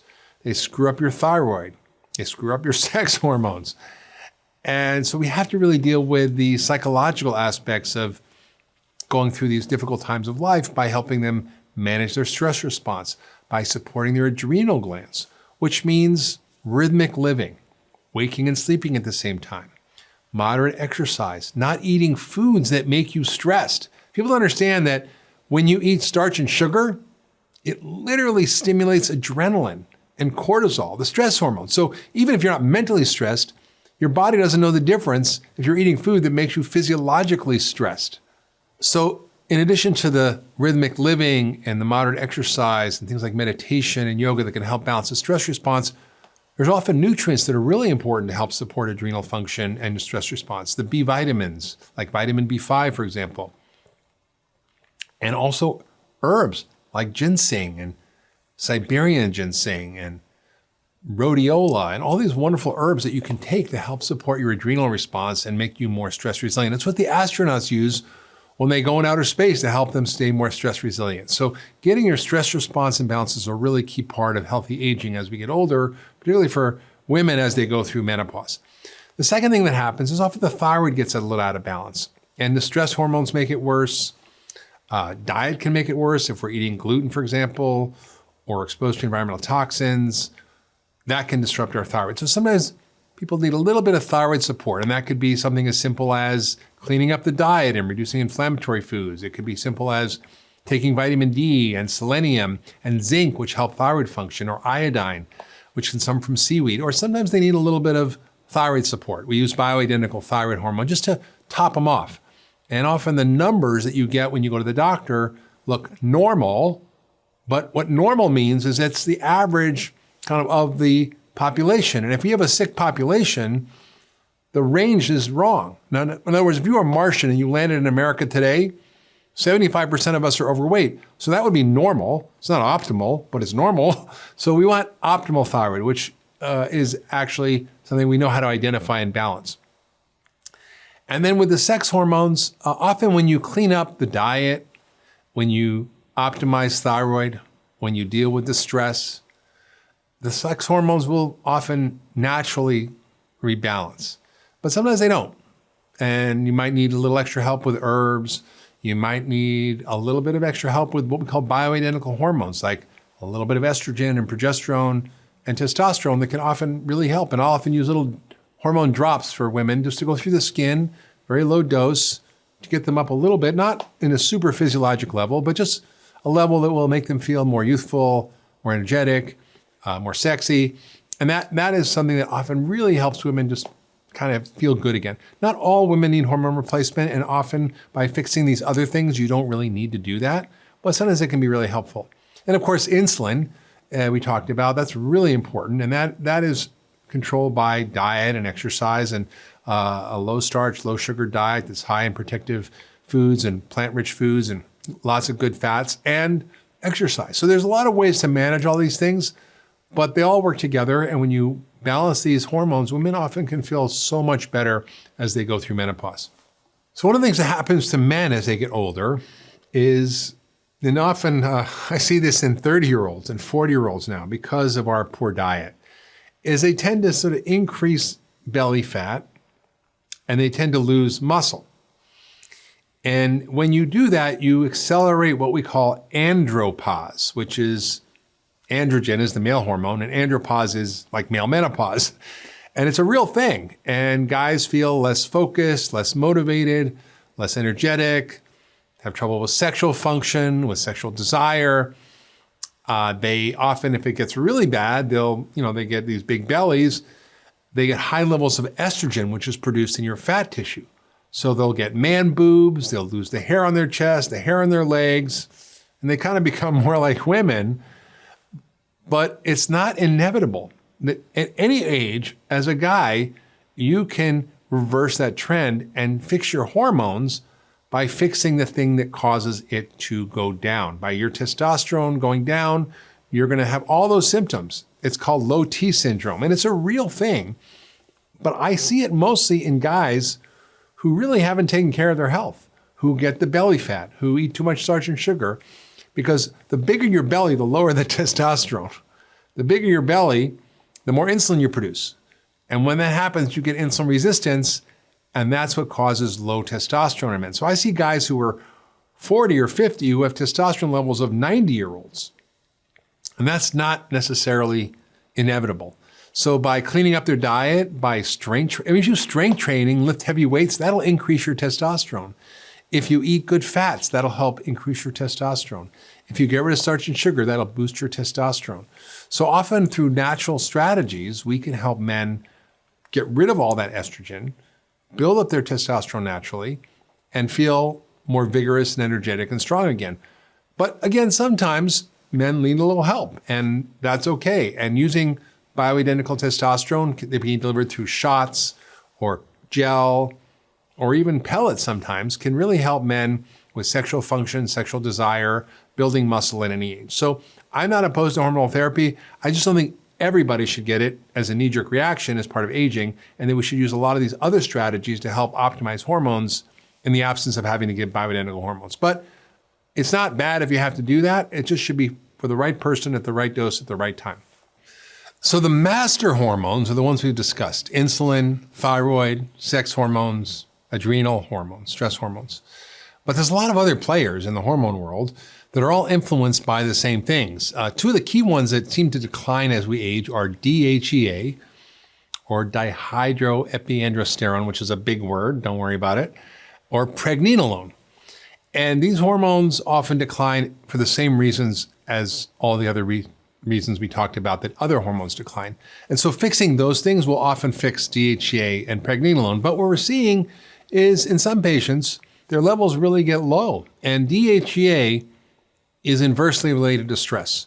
So when you live a life that's chronically stressed, where you're not practicing any restorative behaviors, meditation, yoga, relaxation, the cortisol goes up, which is the stress hormone, and the DHEA tends to go down. And that makes you feel tired, old, and lose sex drive, and just not feel great. So studies of women and men have found that adding DHEA can be a very helpful tool to start to boost some of these levels and make you feel more youthful. I always like to actually increase these hormones naturally, but sometimes a little bit of DHEA can make a big difference for some patients. And personally, you have to be careful, because if you add too much, for example, for women, they might lose hair on their head, or they might get hair growth on their face. So you have to be very careful with these hormones, because they sometimes are like a pinball machine. They can go down the wrong direction. So DHEA gets converted to testosterone for women. May not always be great. Pregnenolone also seems to be very helpful. And I've seen some interesting studies recently that showed, for example, even with pain and inflammation, which is more common as we age, that pregnenolone can help dramatically reduce back pain.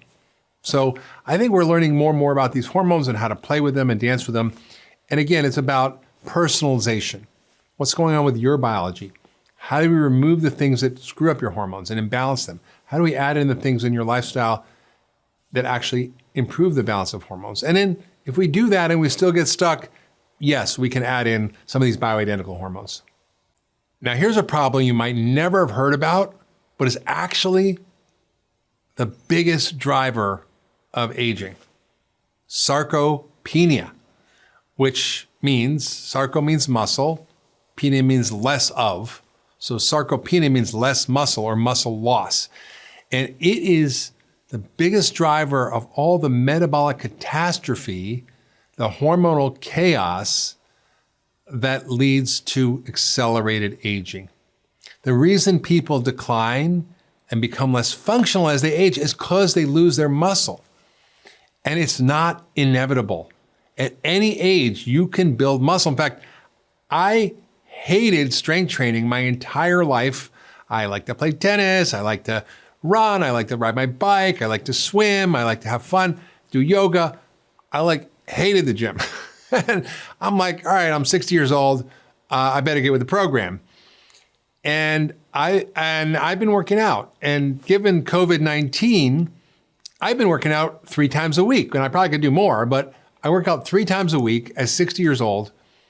And I have more muscle and bigger muscles than I've ever had in my entire life at 60 years old by lifting weights and using resistance training. And I would never have believed it. And I think the potential for us to care for our muscle, to identify muscle as a factor in aging, and to focus on muscle is so important. It's the most ignored organ in the body. And again, the most important organ. Why? Because when you lose muscle, here's what happens. You become more insulin resistant.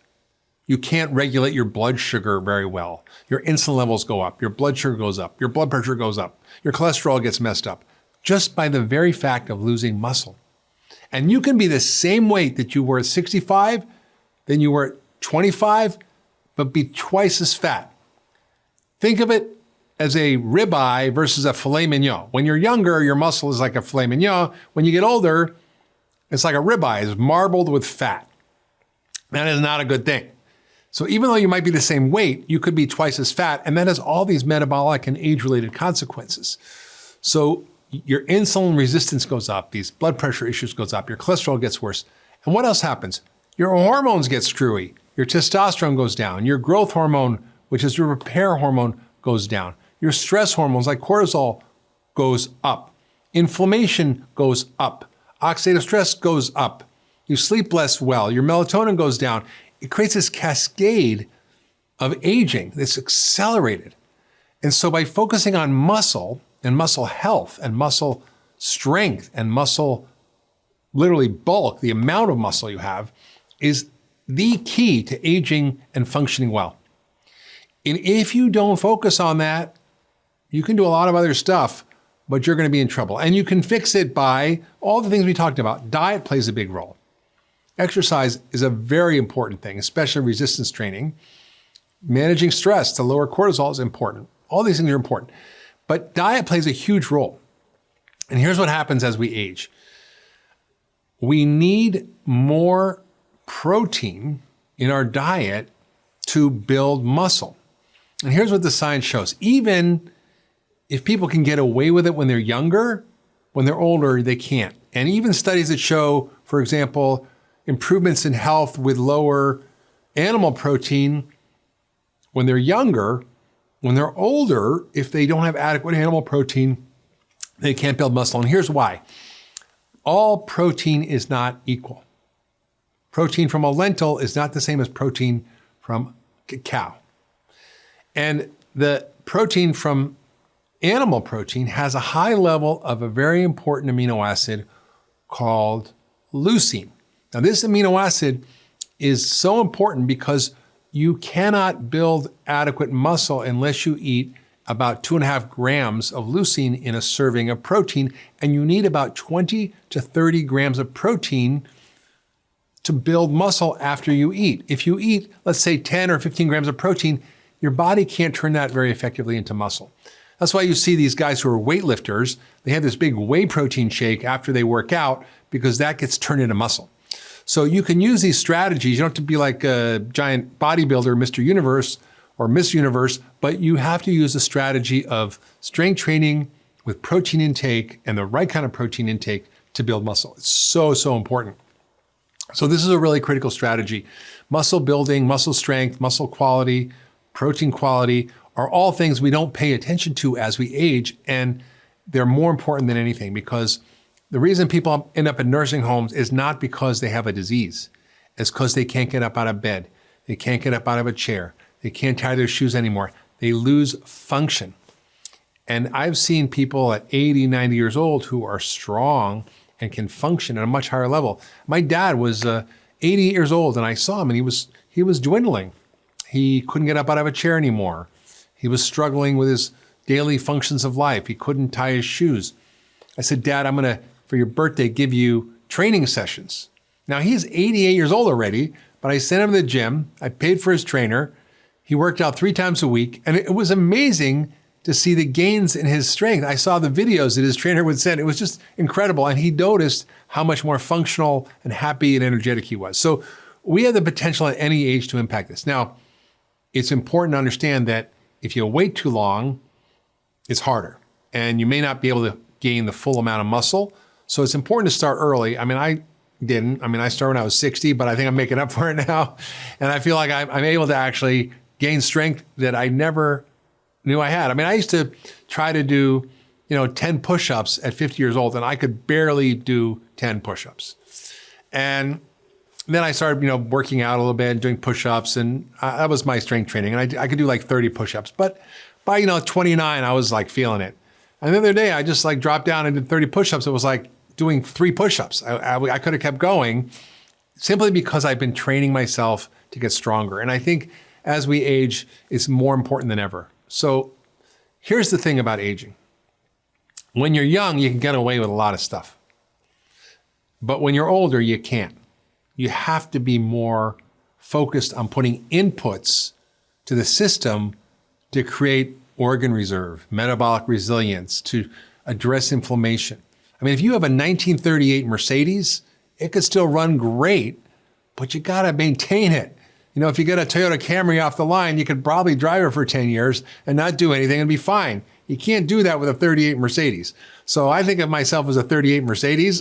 I'm actually a 59 model, but it really is so important to focus on these things as we age. And I think it's something that people miss. So bottom line, muscle loss and sarcopenia are the most misunderstood and poorly focused on aspects of aging.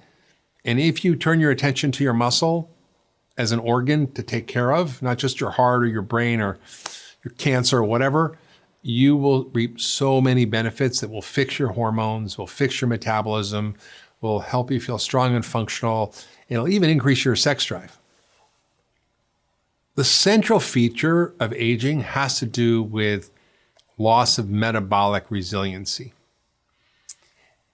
And the biggest cause of metabolic dysfunction is what we call insulin resistance, which means your body can't regulate your blood sugar and insulin. Your body becomes resistant to the effects of insulin, and you get higher insulin, higher blood sugar, and end up with diabetes.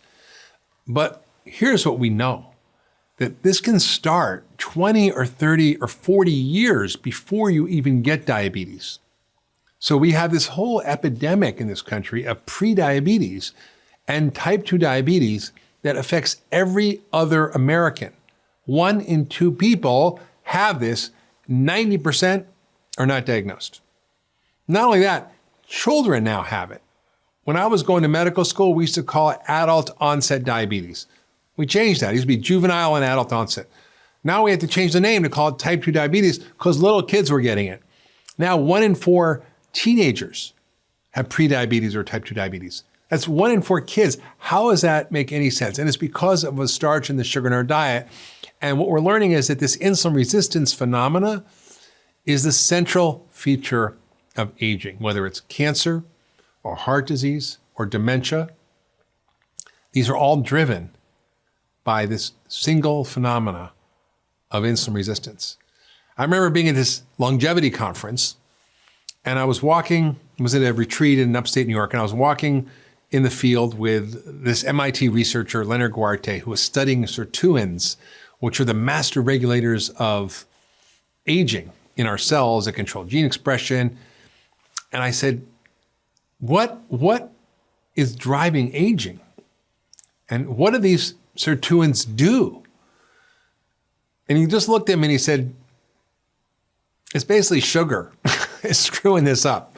That sugar and insulin resistance are what is driving the aging process. And sirtuins, when you activate them, these master regulators of aging that increase longevity, can increase longevity by up to 1/3 in animal models, the thing that controls it is cutting out the sugar. So making yourself insulin sensitive instead of insulin resistant will turn on this set of genes that are the master regulators of aging.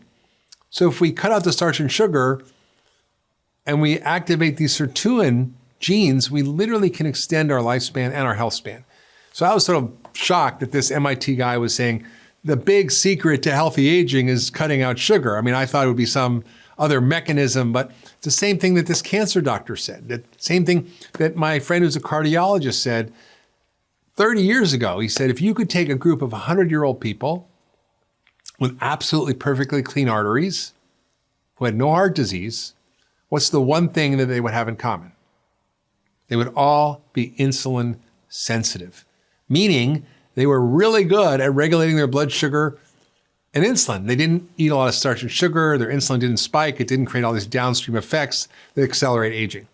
So when you look at diabetes, it's the worst manifestation of insulin resistance. But we're calling Alzheimer's type 3 diabetes. 2/3 of heart disease is caused by prediabetes or diabetes.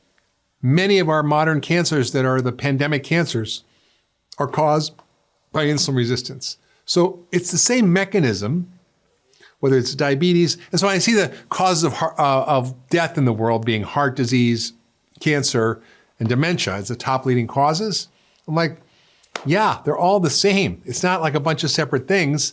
Even though diabetes might not be super high on the list, diabetes is a factor that causes all these things. They're prediabetes. And you don't have to have diabetes to cause a problem, right? Pre-diabetes can cause heart attacks, can cause cancer, and can cause dementia. So we have to get out of this idea of pre-diabetes or diabetes. It's just metabolic dysfunction that means that only 12% of us are metabolically healthy. And that what that means is that only 12% of us are like those 100-year-olds who have clean arteries. Only 12% of us are metabolically healthy. The other 88% is not. And that is a scary statistic. And that is not our natural evolutionary state. Our natural evolutionary state is to be vibrant and healthy and long and functional. And people say, oh, everybody died. Life expectancy was 40 years old. Nonsense. Half the people died at birth or before 2 years old, and half of them died really old. When you look at Benjamin Franklin and Thomas Jefferson and John Adams, they died in their 90s. They were old. When you look at the Native Americans, they died very, very old. You see the Okinawans, they die very old. It's not that our bodies can't, it's that when given the conditions of our modern life, we accelerate aging. It's like if you want to age fast, come live in America. It's like the perfect cooking pot for accelerated aging. And why is it a problem? It creates so much suffering. It creates so much disability. It creates so much economic loss. It creates so much loss of quality of life and productivity. I mean, the costs of chronic disease, mostly caused by this phenomenon of metabolic poor health, over the next 95 years, the cost to society and disability, loss of productivity, absenteeism, healthcare costs over the next 35 years is $95 trillion. That is a staggering amount of money. Now, to put that in perspective, that's more than the entire world economy every year. Like, that's a staggering amount of money, and yet it's almost all preventable. So while we think we can't do much about aging, while we think we may not be able to do that much about preventing disease, while we may think our genes are our destiny, nothing could be further from the truth. We have the potential at any age to rejuvenate, to repair, to regenerate, and to become super healthy. So I just want to share a story that I find almost unbelievable, but it shows the power of applying this approach to chronic disease and to all the diseases of aging. Now, this is something that most doctors never see because we're never trained on how to apply this method to our patients. This person was 66. Her name was Janice. She had pretty much every chronic disease you could imagine. She was very overweight. Her body mass index was 43, normal is under 25, over 30 is obese. She had type 2 diabetes, had been on insulin for over a decade. She had high blood pressure. She had heart disease, had multiple stents in her arteries. She had heart failure. Her heart wasn't pumping blood around well. Her kidneys were failing. Her liver was failing. And she was on a pile of drugs that were costing a fortune every year. And her doctors were managing her disease. Now, she grew up very well educated, but her family had a very bizarre food culture. They just never cooked, and all they ate was processed food, and that's all she knew, and that's all she ate her whole life. And it turned her into this metabolic disaster. So she came to see us at Cleveland Clinic, and we put her in a group program. And we simply changed her diet from this inflammatory, diabetic-inducing diet to an anti-inflammatory, whole foods, unprocessed, good diet that's low in starch and sugar and high in good fats. And what happened next was just like a miracle, except it's not a miracle, it's just science. She got off insulin in 3 days. In 3 months, she reversed her heart failure, which never happens. Like, she was on her way to a heart transplant and a kidney transplant. So we can manage heart failure, but we can't cure it. Well, in her case, her heart failure reversed. Her kidneys normalized, her liver normalized, her blood pressure normalized, her blood sugar normalized. She went from wildly out of control blood sugar to normal blood sugar. And then in 3 months, she was off all her medications. She lost 43 pounds. In a year, she lost 116 pounds. And she did it through applying the principles that we talked about of functional medicine and optimizing her biology. So if someone who's that far gone at 66 can use these methods to reverse these diseases, to reverse her biological clock, imagine what you could do by applying these when you're a little bit younger and not as sick. It's incredibly powerful.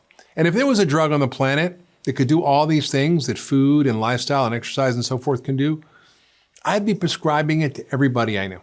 But there ain't. There just isn't. And there never will be. No matter how good our science is, no matter how great we are at drug development, no matter how smart we are at figuring out the pathways of these diseases, you're never going to be able to take a pill to prevent all heart disease, to prevent cancer, to treat and prevent dementia. You're just not. You might manage it a little bit. You might reduce the risk by 20, 30, 40%, but you're never going to have the impact that applying the principles that you're learning in this docuseries to your life to effectively reverse your biological clock.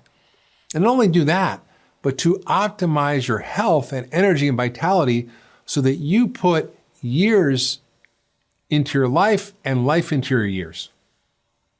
So sirtuins are these master regulators of our biology that has to do with aging. So when you activate these sirtuins, they're like the control switch in your metabolism. They reverse diabetes, they reduce inflammation, they optimize your mitochondria, they reduce oxidative stress, they deal with all the fundamental pathways that are underneath all these age-related diseases that we're talking about. So rather than treating all these diseases separately, you activate these master switches in your genes that promote longevity. And the way we fix them, the way we activate this is diet number one. So getting rid of the starch and sugar, adding in a plant-rich phytonutrient chemical diet, and using specific nutrients that can really help. Things like resveratrol and quercetin, which are things that come from plants. Resveratrol is basically from grapes. It's why they think red wine is so helpful. But there's lots of ways by using our diet to regulate these sirtuins that actually activate these pathways. And there's a few of these pathways that are so important, like the DAF2 gene, the FOXO, sirtuins, AMPK. There's a whole bunch of these things that are fancy medical terms, but they all sort of do the same thing. They all are designed to activate repair, regeneration, healing, rejuvenation, and reversing all the biological mechanisms that drive aging. And this is where the science is so exciting, because not only are we going to be able to use the typical things like diet and exercise and stress reduction and sleep and nutrients, but there's all these other cool strategies around that we're going to get to that are going to talk about how we activate these systems to regenerate our biology and live a long, vibrant, healthy life. Imagine if there was a metabolic button that you could push that would increase your exercise performance, that would reduce your body fat, that would increase muscle, that would increase energy, that would reverse insulin resistance, that would make your mitochondria increase their function, that would reduce inflammation, reduce oxidative stress, and help you live a longer, healthier life. Wouldn't you want to push that button? That button is called AMPK, and it's a master regulator switch for your metabolism. It's something we actually can control. And the things that activate it to do all those things I just mentioned are exercise, diet, obviously, right? Your low sugar, starch, phytonutrient, vegan diet. Hypoxia, which means low oxygen. So these little stresses, for example, like climbing Mount Everest, that's a big stress, but there are machines now they use in Germany, which are ways of activating this by basically putting a mask on your face, having you breathe oxygen, but reducing the level of oxygen that essentially takes you up to 30,000 feet. So you feel low oxygen and then bringing you back down. And by doing that low level stress of low oxygen, you actually activate this. And you can also do it through various compounds that are found in food, like quercetin, which is in onions, from herbs like ginseng, resveratrol, green tea, berberine, which comes from certain plants, and of course lipoic acid, which is a nutrient you can get through supplements. All these things will activate this AMPK and drive these metabolic pathways that activate all these other pathways that are regulating aging, like the FOXO and the DAF2 and the PCG1, which is a master metabolic switch that drives all these incredible pathways that essentially do everything we're talking about. They work primarily by reversing the things that we know cause aging, that are underlying all these diseases. Inflammation, oxidative stress. They help build muscle. They reduce body fat. They increase athletic performance. They increase mitochondrial function, the ability to produce energy in your cells. These are all the things you want to happen if you're going to age well. And we know the switches to pull, the dials to turn to actually get this to work. And that's what's so exciting. As we understand and unravel the biology of aging, we now can play with these various tools that we know regulate these pathways. And it's not any one thing that you do, it's everything. It's putting all this together in a beautiful personalized approach that helps to activate your repair, regeneration, and healing mechanisms and slow the aging clock and even reverse it. So we've been studying the biology of aging for a long time. And sometimes chance plays an incredible role in discoveries that make all the difference. And one of them was a discovery on Easter Island, Rapa Nui, which is off the coast of Chile, of a microbe in the soil that produced a fungal metabolite called rapamycin. Rapamycin seems to regulate a pathway in the body that is also a master control switch for aging. And it's called mTOR, which means the mammalian target of rapamycin. So it's kind of a fancy word, but essentially mTOR is this pathway that we discovered because of this molecule that we got from the soil from this fungus on this island off the coast of Chile. It's super cool. And that pathway seems to help the body reverse all the aspects of aging. And there's a very important function that your body has, which is called autophagy. And essentially, which it means auto, which is self, phagy, or eating, right? Like a macrophage is somebody that eats bacteria, or it's like a Pac-Man, right? It's like a little Pac-Man that goes around eating all the dead stuff. And this is a very important function because what it does is gets rid of all the old cells, gets rid of all the old mitochondria. It recycles all these parts, proteins and things that your body needs. It's kind of like the recycling system and the repair system. And it's something that has happened historically throughout time because of the challenges of finding food.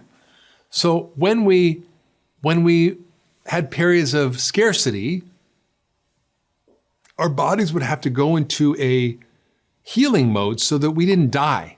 It would have to conserve energy, it would have to repair and heal and do all these wonderful things. So in this culture, we don't have any periods of autophagy. We literally eat all the time. And if we eat all the time, we're running our metabolism all the time, we don't experience any periods of, quote, starvation.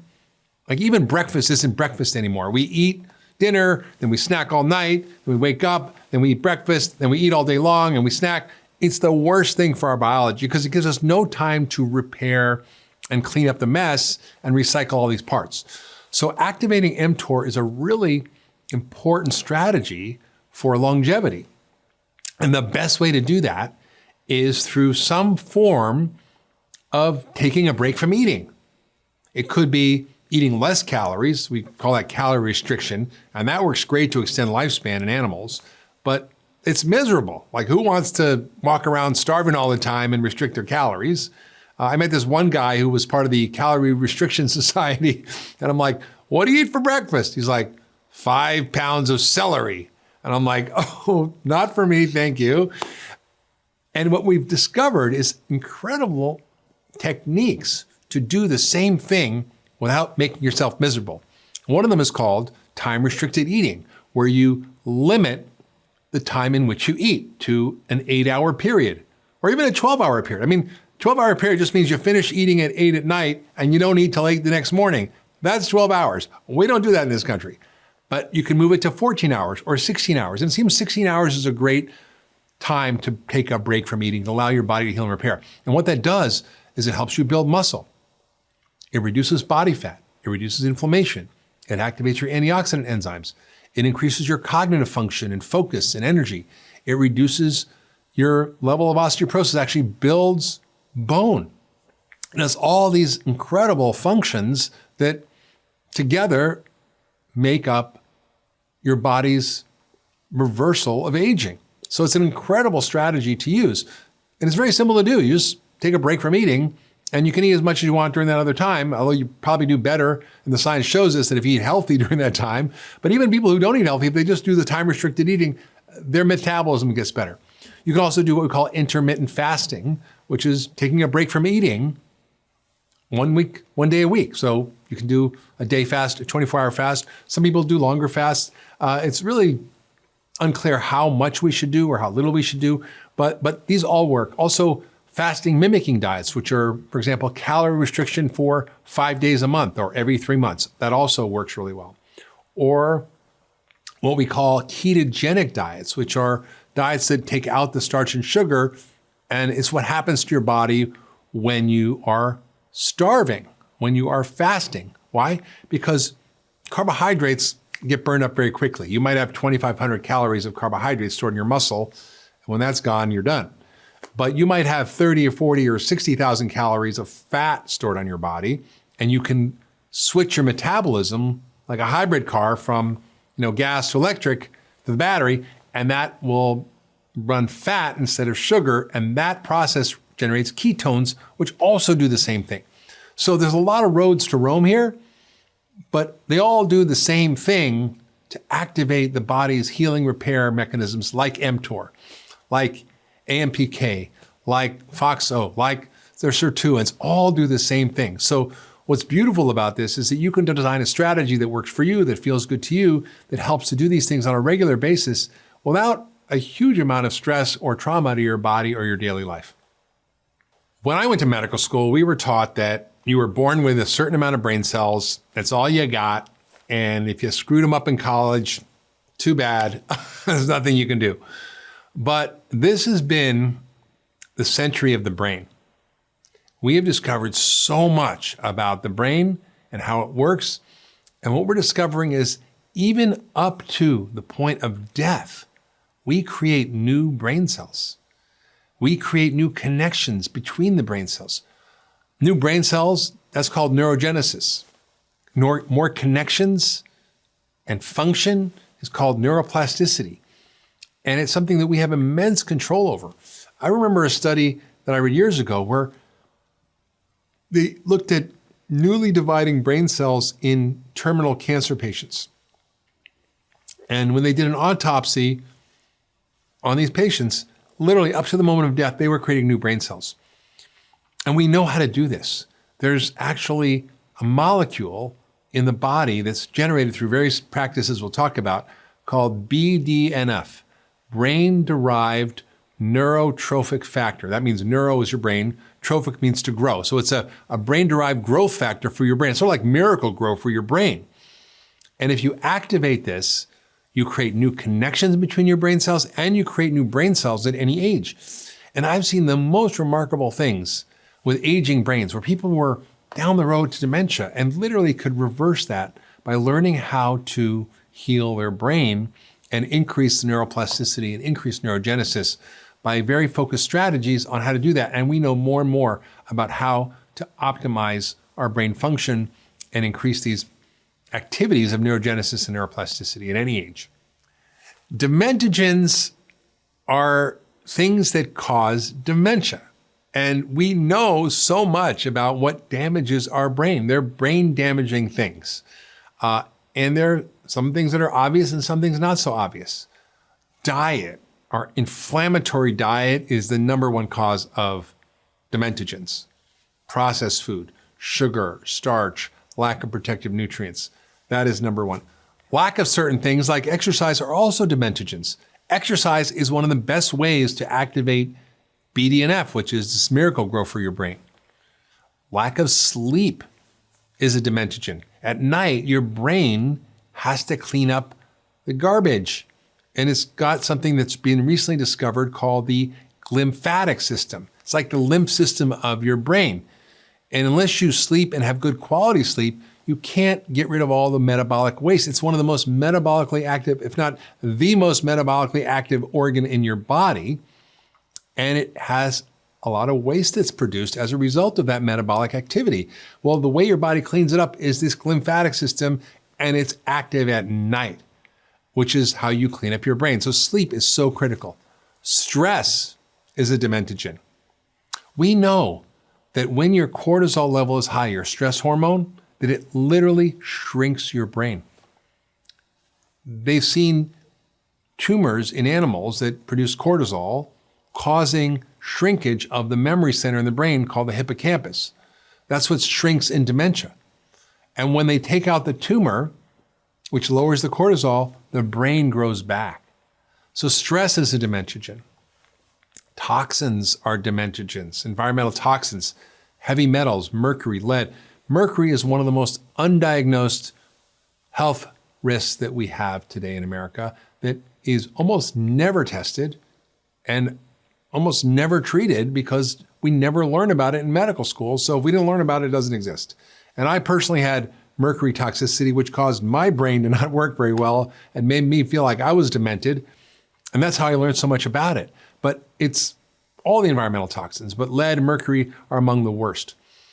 And it's also lack of relationships. That's a dementogen.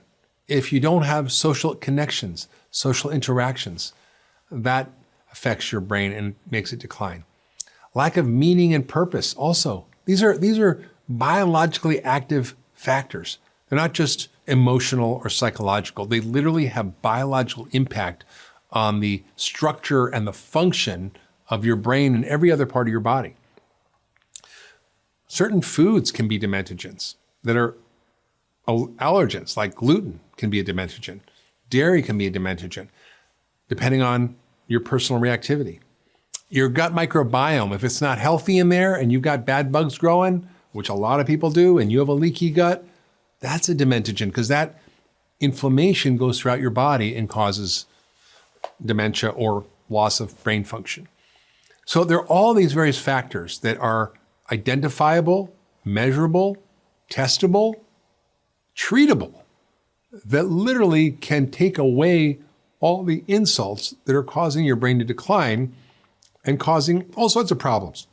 It may just be brain fog, it may be depression, it may be ADD, and it may be true dementia or early memory loss. These are all things that we can do something about. I mean, I see so many people saying, I don't want to know if I have the Alzheimer's gene because there's nothing you can do about it.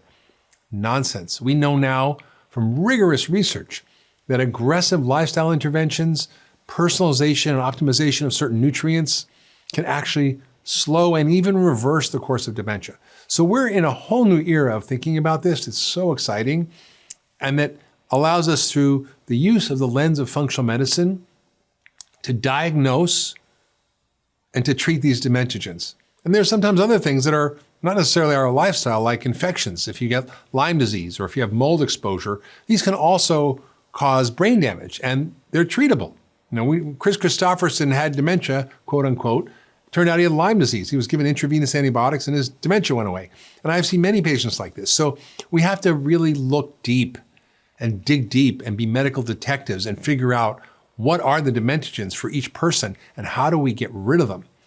And then we need the other part of it, which is how do we restore the brain function? How do we create neurogenesis and neuroplasticity? How do we bring in the things that are reparative, regenerative, and healing that actually can help the brain function better?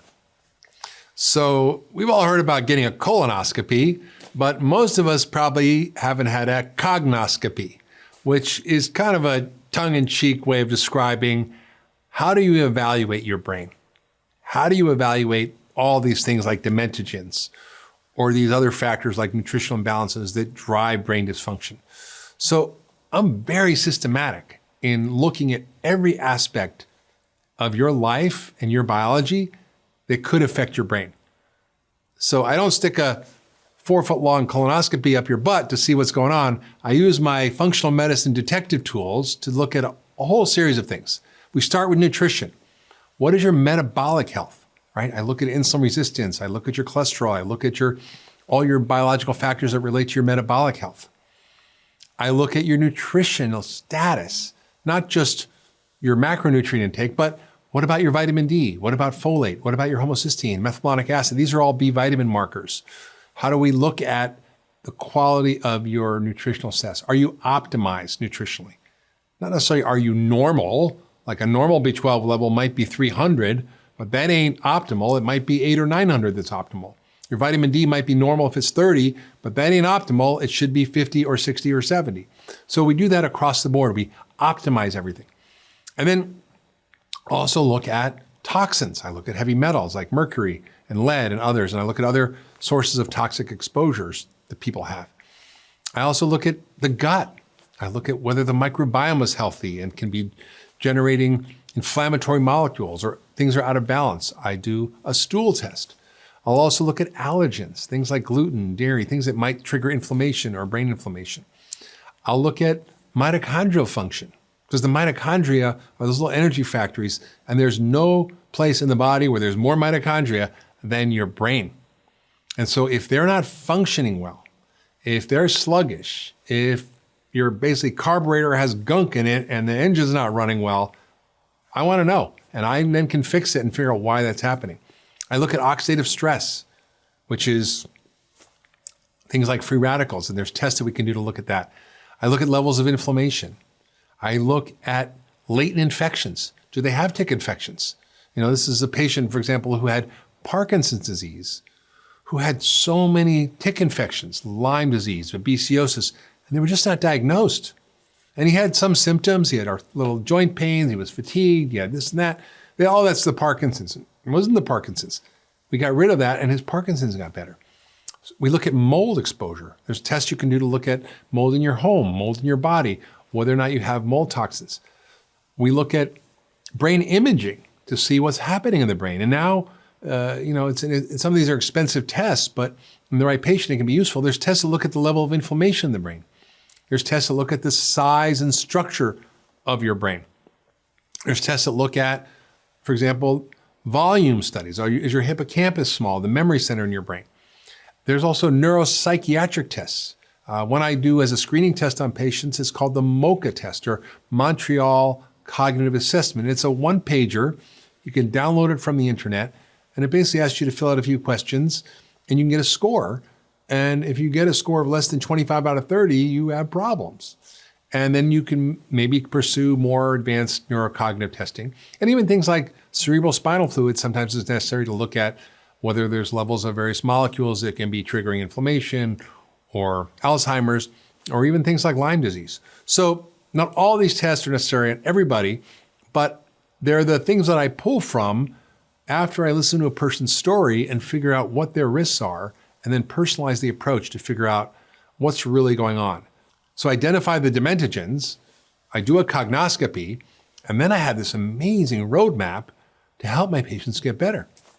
So I'll give you an example of how this applies in a few of my patients. And one was a patient I saw early on who came to me with his wife who had early dementia, had pretty significant cognitive loss, depression.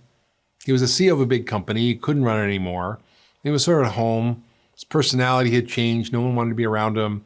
His grandkids didn't want to be around him. They were scared of him. And they were kind of desperate. So I said, look, I have a map of how to figure out where things aren't right in the body called functional medicine. Let's do a cognoscopy. I didn't call it that at the time, but let's take a deep look at everything and see what's off. Let's fix it and see what happens.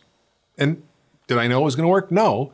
But by following the principles of creation of health, which is functional medicine, I was able to actually systematically apply these things. And we found a whole bunch of things that we know contribute to dementia. One, he was insulin resistant. He had a little pot belly. His insulin was high. His sugar was high. Two, he'd had irritable bowel for 30 years. His microbiome was a mess, causing inflammation throughout his body, and we fixed his gut. He also had genetics that made it very difficult for him to do something called methylation. This is a very important function that regulates brain inflammation, neurotransmitters, and we checked something called homocysteine, which is very high. If your level's over 14, you have a 50% higher risk of getting dementia, and that is a sign that you're B12 or folate or B6 deficient or all three. So we found all these things, and on top of that, he was from Pittsburgh. Now, what I learned, of all the patients I have from Pittsburgh, most of them are metal toxic, have lots of mercury. Why? Because the steel plants are there, and they use coal to make the steel. And that coal ash goes up in the air and comes and settles down in the fields, on the roads, and people are exposed to this their whole life. And he also had a mouthful of fillings. So here he had insulin resistance, he had B vitamin and methylation issues genetically, he had gut issues, and he had heavy metal issues. So that was what my cognoscopy showed me. And I said, okay, well, let me get to work. Let's get rid of the metals. So we helped him detox from the metals. Let's clean up his diet and fix the blood sugar issues. Let's heal his gut. And let's get him souped up on the right nutrients and B vitamins and B12 shots. Let's see what happens. It was the most amazing thing I'd ever seen. He literally came back like Rip Van Winkle from the dead, woke up and was able to function again, his family, socially, and even be involved in his business. And it lasted for a long time. So I was shocked by that case because I was taught that this is impossible, that it's not doable, that you can't reverse dementia. And I was like, well, I just did. So then I began to use this more and more. And I remember another patient who was a 75-year-old woman, came in, her son brought her in, that she was slowly dwindling and was diagnosed with MCI, or called mild cognitive impairment, which basically means early dementia. And the trajectory is usually pretty like this, pretty steep. There's just nothing out there that fixes it. There's no drug, there's no surgery, there's no treatment, there's no vaccine. I mean, we just have struck out. We spent billions of dollars on hundreds of studies and literally have struck out. Except for a few that used aggressive lifestyle intervention, which actually did show something. And it turned out we took a deep dive in her, and she had low thyroid. So she had a normal, quote, normal thyroid level, but she had thyroid antibodies. And I treated her, and she perked up. And thyroid plays a huge role in cognitive function and memory. She also had heavy metals. We treated that. She also had a bad gut and bacterial overgrowth, and we treated that. She also had vitamin issues as well. And a lot of these patterns are the same in these patients, and we treated her for that. And she literally reversed the clock 10 years and got back to her old self and continued that way for many, many years. Her husband died. She declined a little bit. And I tried some new tricks. I put her on a ketogenic diet, which literally lets the brain run on fat rather than sugar. And that has been shown to be extremely effective in brain disorders. We know it works in epilepsy. It's been shown to work in autism, and it worked in her and dementia. And there's a lot of research going on around using ketogenic diets for dementia. So it's a really exciting moment in history where, for a condition that is now affecting 5 million Americans, that will soon affect 14 million Americans, that is more expensive to take care of than any other illness, that is the scariest disease. I mean, listen, if you get a heart attack, you can get a bypass, you can get a stent. Even if you get heart failure, you can get a new heart, you can get a new kidney, you can't get a new brain. So it's kind of terrifying. And what happens when you get a brain disease is you lose yourself. You lose your identity. You lose who you are. And that's terrifying.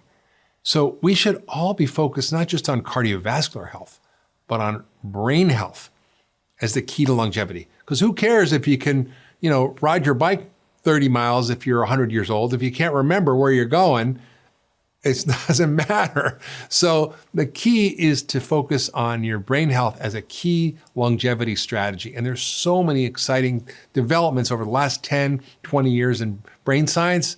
This is the century of the brain. And I'm so excited that we're alive now because we can see how to intervene in these patients. We can see how to diagnose them. And the sad thing is, it's still not taught in medical school. It's still not practiced by most neurologists. It's still looking for the drug that will cure the disease. There is never going to be a drug that's going to cure Alzheimer's. There may be some that slow it down. There may be some that help prevent it a little bit. There may be some that help some of the symptoms. And we should certainly explore that.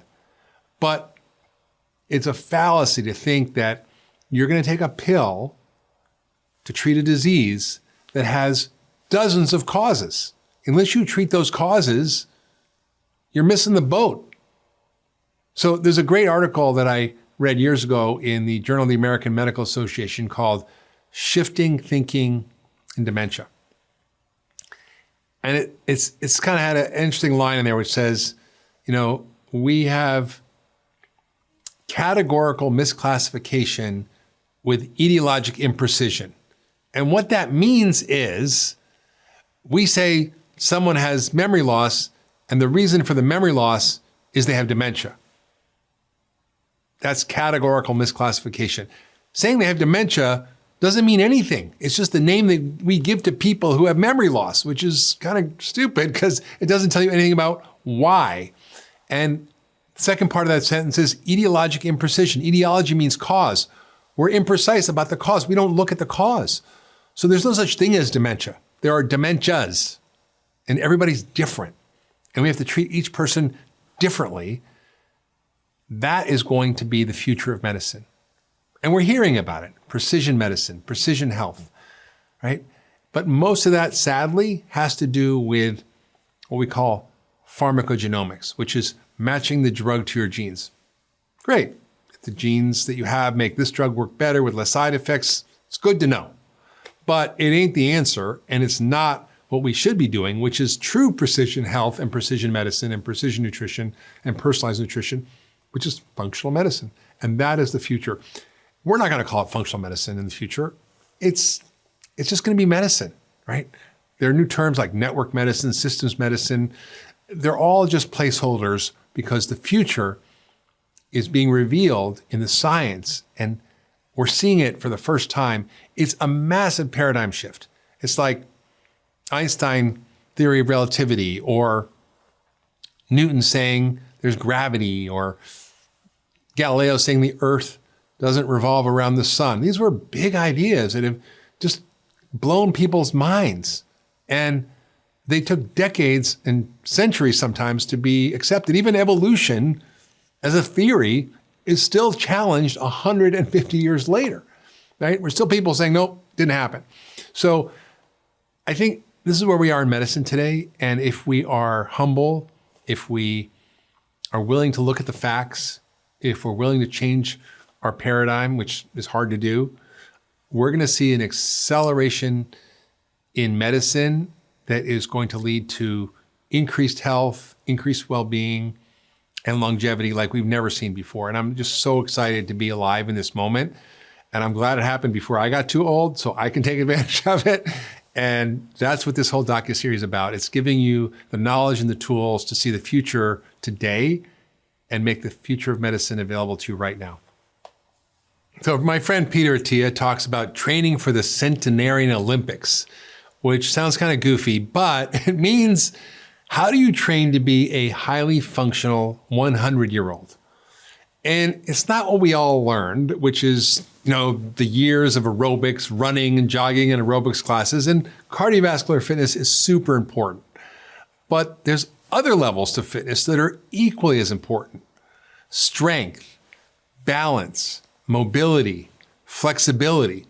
So rather than just doing a walk every day or a jog or a bike ride, you've got to mix it up.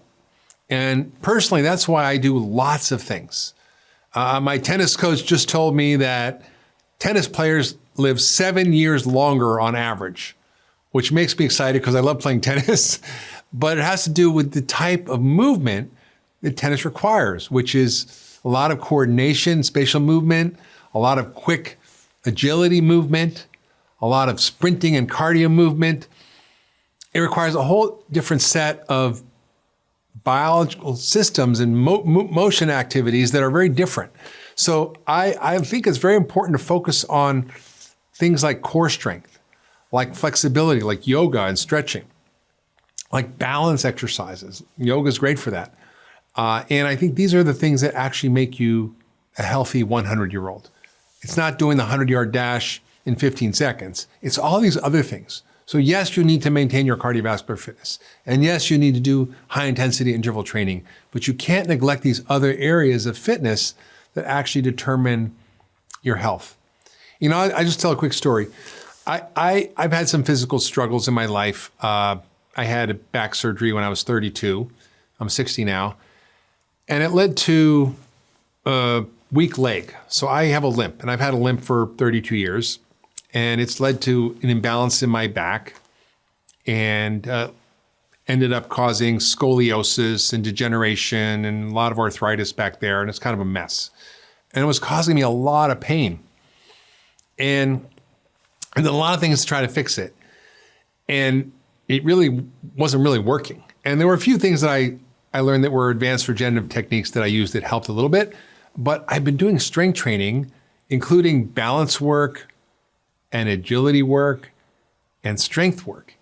And I'm sitting here, and I haven't really been out of pain in 4 years, and mostly in 30 years, and I have no pain.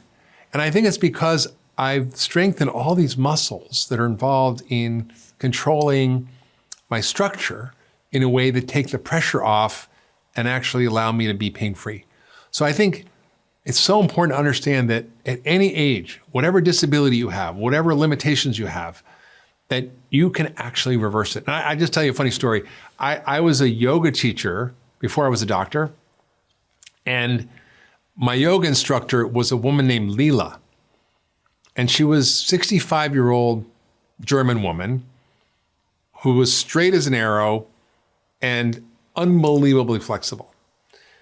And she told the story of how she had disc problems and back problems and had spinal fusion and hardware in her back and all these things. And she was in a wheelchair for years. And she started doing wheelchair yoga. And then she started progressing until she made it her life.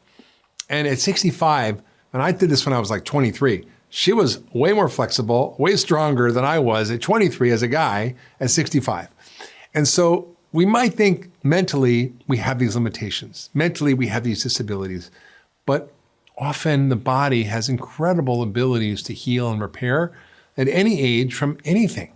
So yeah, I still have a weak leg and a limp, but I don't let it bother me, and I compensate for it by activating healing systems in my body through the types of exercise and activity that I do. And to be honest with you, I don't really like strength training. And I have a really nice trainer. He's a great guy, and we have fun and he motivates me. But I would not do it if he wasn't there yelling at me. I wouldn't do it. I would go for a bike ride. I play tennis. I go out and shoot some basketball. I go for a hike, but I'm not the guy who loves being in the gym. But with his help, and sometimes we need a little help, I've been able to do this. And I'm just seeing the most incredible things happen to my body that I never thought possible with the disabilities that I had and the pain that I had and the age that I am.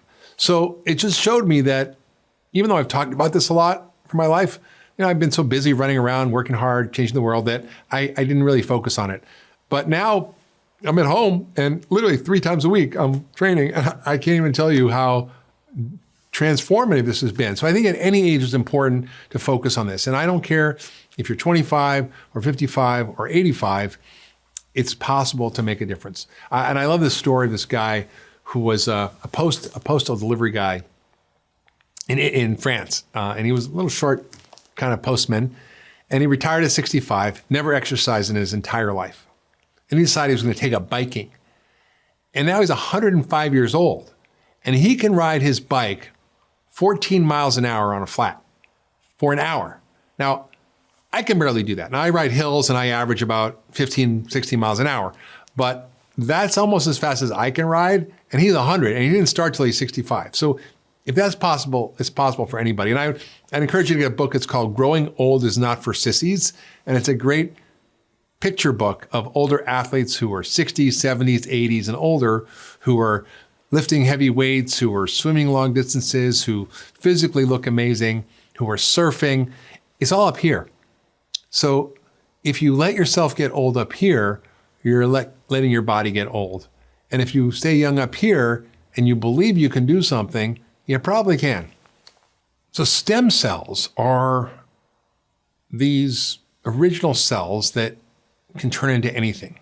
So when you are conceived, there's a sperm and an egg, and they join together and form an embryo, which is basically one cell. It becomes 2 cells, it becomes 4 cells, it becomes trillions of cells that all differentiate into different things. So you get a brain, and you get a liver, and you get a kidney, and you get a heart, and you get a muscle, and all bone, and all these things happen because these cells are what we call pluripotent. They can become anything. And we continue to make these cells in our bone marrow, in our tissues, throughout our whole life. And they help us to heal and repair and regenerate. So how, for example, when you cut off part of your finger or you cut your skin, how does it all grow back? Well, part of it has to do with stem cells and all the growth factors and all the healing and repair things that are native to us. And there's so many things that cause stem cells to not function well, to age more rapidly. And there are so many things that you can do to activate your own stem cells, which is so amazing. So we know that there's a whole field of stem cell research going on now. There's a whole field of what we call regenerative medicine, which is using stem cells to treat orthopedic issues, to treat neurodegenerative issues, to treat autoimmune issues. And it's still an evolving field of research, and it's pretty exciting. But what's really exciting to me is the science of how to activate your own stem cells. or how to use stem cells as part of an overall strategy in longevity. So stem cells are something that we all have, that we can harm or we can help. And the more we do to help and the less we do to harm, the healthier we'll be and the longer we'll live. So it's really important to understand how to take care of your stem cells through diet, through exercise. And one of the most incredible things I ever read was a study that looked at meditation. Now, what would meditation have to do with stem cells? But they found that meditators actually produced more stem cells. People who were stressed reduced their stem cell production. So we have to understand that our diet, exercise, stress, sleep, environmental toxins, the usual stuff, our microbiome, all influence our stem cells. And by optimizing our health in general, we'll optimize our stem cells. And by eating certain foods and by doing certain types of activity, we'll help our stem cells. But what's really exciting to me is stem cell therapy is expensive. It's difficult. You have to go get your bone marrow sucked out or get your fat sucked out. And I've had it done. And I think it's helped me. But it's painful. It's super expensive. There are other treatments that are being developed. And one of them is really exciting, is called exosomes. Now, exosomes is one of those strategies that I think is going to be found as a key driver of health and longevity. Exosomes are the healing factors that are in the stem cells. We used to think that a stem cell would go somewhere and become another cell. I don't think that's what we're learning happens. Stem cells release all these growth and healing and repair factors, anti-inflammatory factors. So exosomes are all the goodies that are in stem cells. They've been taken out without the DNA. So I can't use your stem cells. You can't use my stem cells because we'll get an immune reaction. So you have to use your own. But if you're like 65, like you got 65-year-old stem cells. But if you use exosomes, you can get, for example, youthful exosomes that come from placenta, where all the genetic material is taken out and only the healing factors remain, and you can inject those. You can inject them into places that are injured to heal. You can inject them into your blood to have systemic reparative effects. And I found this incredibly helpful. Yes, we need more research. We're learning more, but I think this is one of the future therapies that's going to be very critical in helping to enhance, repair, and heal ourselves as we age as part of regenerative medicine. So stem cells are important, and stem cells are something that we can do something about and that actually are a critical part of aging. And some of these other techniques of exosomes and other strategies can be very effective in kind of bypassing some of the cost and also some of the discomfort and struggle of getting stem cells. So the research on stem cells is exploding. And what's exciting is that there are some simple things we can do every day to enhance our stem cells. Things like food. Food is medicine. Fish oil, for example. Curcumin, which is basically coming from turmeric that you make curry with. Green tea. And lots of other plant phytochemicals, these compounds in food that are from colorful fruits and vegetables that help to enhance our health in many ways, including stem cell production. There's a whole field of regenerative medicine out there. And these therapies are not your typical therapies. Drug therapies typically work on one pathway that either help or hurt or interrupt some function to change your biology. That's what drugs do. They also have side effects, and they also are not always so effective. They're marginally effective. But there's a whole set of tools out there that are emerging that are regenerative therapies that do things in a broad way that aren't treating a specific disease or pathway, that activate all the healing mechanisms that we need to activate to age well. They reduce inflammation. They increase your antioxidant systems. They increase the function and number of your mitochondria and energy production. They enhance brain repair. They enhance tissue repair and healing. They decrease fat storage. They increase lean muscle mass. They increase cognitive function and brain chemistry. And they do this by a mechanism in the body called hormesis, which is essentially where a stress is induced to then create a healing response. So a little bit of stress on the system creates a healing response. And I'll give you a great example of how this happens in nature. Have you ever had a wild strawberry? A wild strawberry is like this big, but the explosion of taste and flavor is unbelievable. Now you might get a conventional, commercially raised strawberry that looks red and beautiful, but kind of tastes like, cardboard with very limited flavor and juiciness and ripeness. When you look at why does that wild strawberry have so much flavor, it's because it's hard to be a wild strawberry.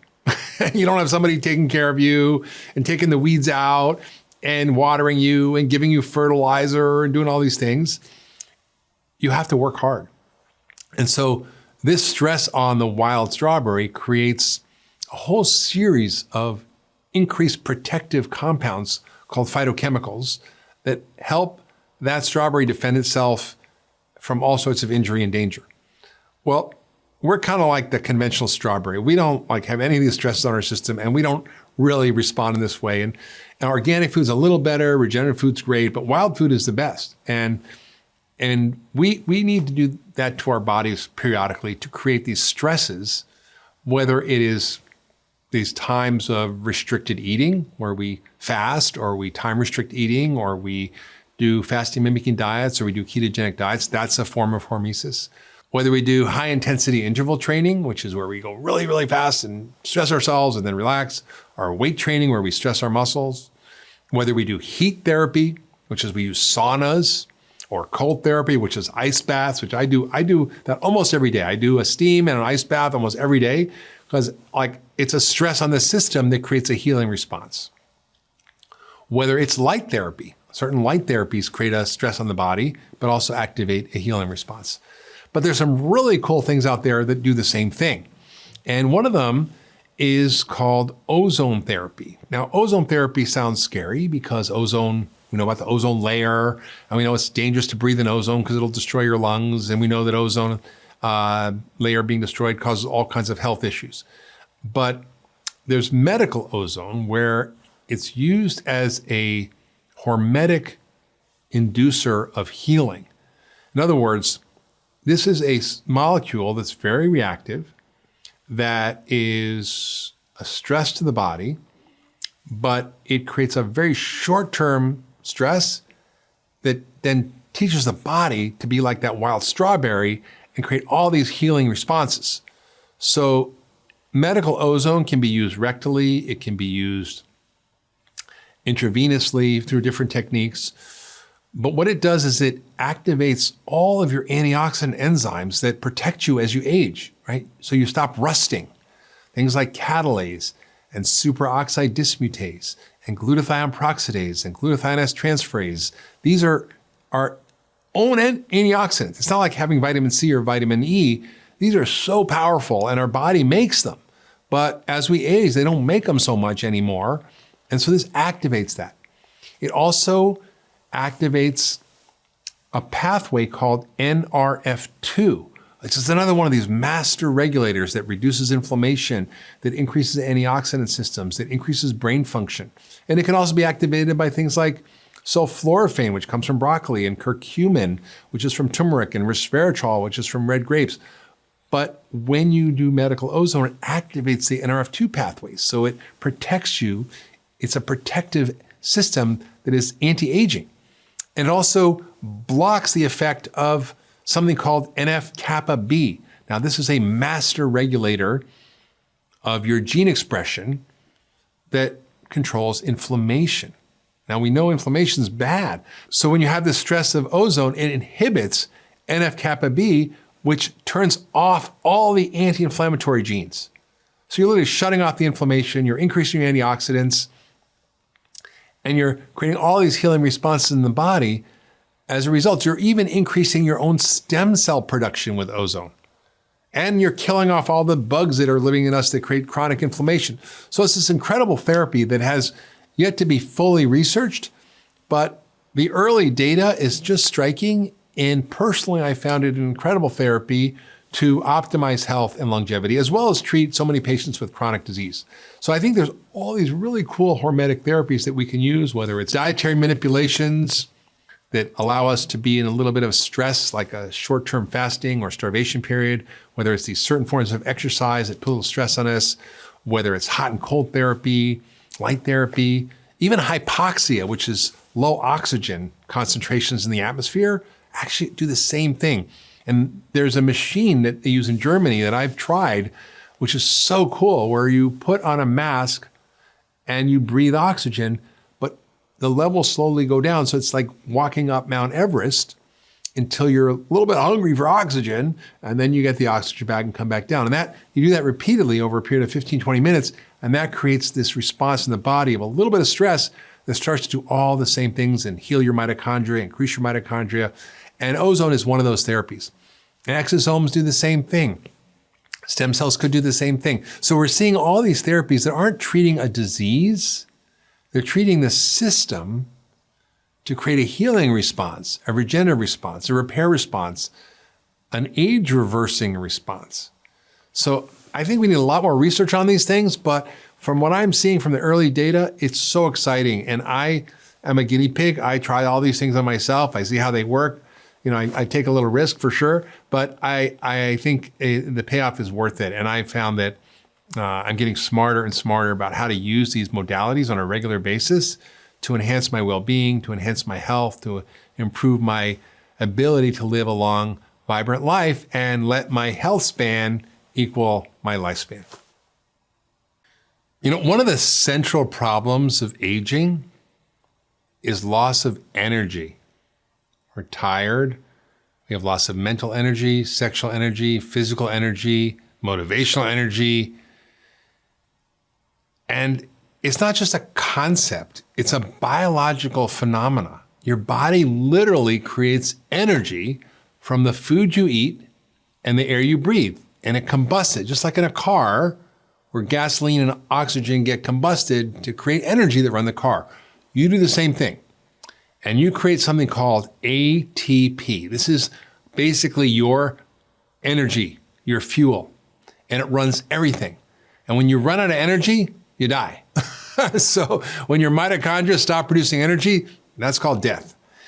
And the problem with aging is that we have this slow decline in function and number of our mitochondria. You ever wonder why a 2-year-old or a 3-year-old could run around all day like a maniac and is constantly on the move, and the 90-year-old sitting in the rocking chair doing nothing? It has to do with our mitochondria. Like that 95-year-old guy I mentioned earlier in the series who was running around playing tennis every day, he had good mitochondria. And mitochondria have to be taken care of. All the things that we've discussed in this docuseries, our diet, exercise, the right nutrients, getting rid of toxins, fixing our microbiome, reducing inflammation, reducing oxidative stress, these are all essential to helping our mitochondria. But what's really exciting about the science of aging and the science of our mitochondria is we now are understanding how to keep our mitochondria young through some very special tools, special nutrients, things that we can take that literally help upregulate and activate our mitochondria, produce new mitochondria, make them more effective and make them more efficient and make them more functional, which makes us more energetic, which is what we want. And one of the key factors that we've learned about that declines as we age is one of the components of this energy production cycle called NAD. Now, this energy production cycle, there's a lot of steps, a lot of chemical steps. So you eat, you breathe, goes into the mitochondria, goes down an assembly line, and out the other end comes ATP and a little waste, which is carbon dioxide, which you breathe out, and water, which you pee out. And sometimes free radicals, which are produced sort of waste, which comes out your exhaust. The problem is a lot of those steps require nutrients that decline as we age or we don't get enough of, like CoQ10 or B vitamins or other things. And NAD is one of the key steps in that process. There's a tremendous amount of research going on now about how to use this molecule, NAD, to activate our mitochondria, to increase our energy, to reduce the aging process, and to even potentially reverse it. And it can be given orally, There's a lot of companies producing this molecule as a therapeutic agent, as a supplement. There are companies trying to make it into a drug. There's scientists all over the world looking at this molecule as a way of helping slow the aging process and even reversing it. And there's also intravenous applications that are a little more controversial, but that can be very effective. And I've seen these patients of mine, for example, with Parkinson's, which is the quintessential example of a mitochondrial disease. The reason these patients with Parkinson's shuffle and go really slow, one of the key features is called bradykinesia, which means slow movement. And why they have muscle dysfunction is because their mitochondria don't work anymore. And giving them NAD, literally I've seen stop tremors and increase function in ways that I was shocked to see. So I've been using NAD myself. I've been using it in my patients, and I'm seeing remarkable results in helping to increase the energy production. So it's one of those key steps that we need to have functioning in order for us to age well. And I'm really excited about this NAD research that's going on right now. I think we're going to learn more and more about it. And it's already showing incredible promise as a way of optimizing your energy, of helping to slow and even reverse the aging process. So I'm a big NAD fan. You know, everybody gets excited by the next new flashy thing or the next big supplement or the next big treatment to help solve the problem of aging. But we often overlook some of the most important things that we know already scientifically play such a huge role. And they're relationships, community, and even meaning and purpose, which, I mean, how could that be related to longevity? But it really is. Even optimism is related to longevity.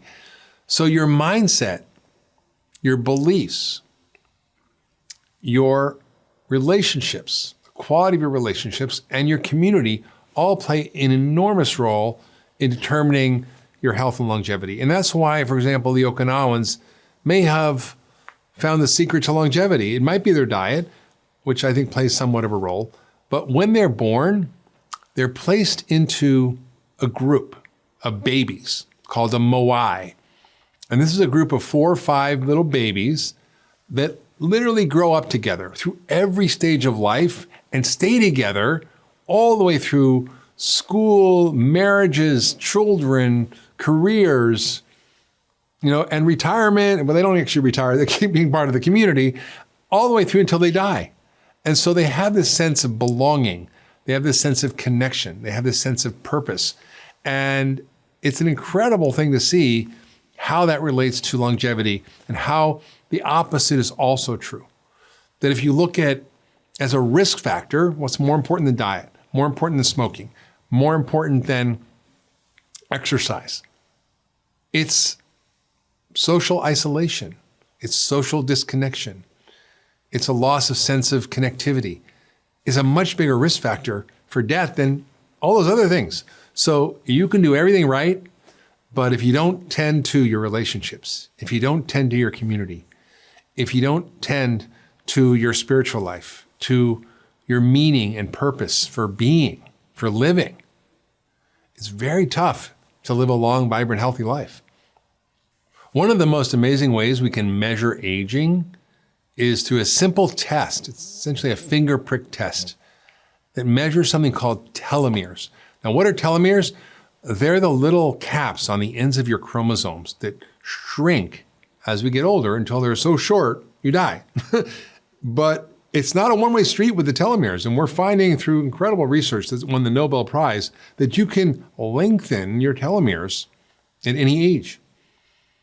And the things that cause your telomeres to shrink are the usual things: poor diet, lack of exercise, stress, low levels of certain nutrients, all impact the length of our telomeres. And by creating a strategy, which includes all the things we talked about today, you can modify your telomeres and lengthen them. Diet plays a huge role. By eating a vegan diet, a high phytonutrient-rich, low starch and sugar diet, full of high-quality, nutrient-dense foods, plays a huge role in lengthening your telomeres. Meditation can lengthen your telomeres. Love can lengthen your telomeres. Exercise can lengthen your telomeres. And studies have shown that even nutrients like a multivitamin and fish oil can lengthen your telomeres. Also, a lot of phytochemicals that are in plant foods that can be taken as supplements can also help to lengthen your telomeres, like quercetin.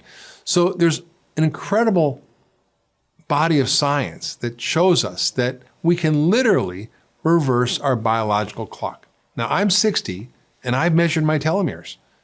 And my telomeres say I'm 39, which is awesome. Now, I've seen patients who were 39 whose telomeres show them they're 69, which isn't good. So it's an interesting biomarker that we can use to track people over time and show how the lifestyle interventions, how the behavioral habits and social things that we do, how the nutrients we take and various innovative therapies that we try can modify our telomere length and actually make us biologically younger as we grow chronologically older. So the vegan diet essentially was a goofball joke I made once on a stage with some friends who were fighting, who were a paleo doc and a vegan doc.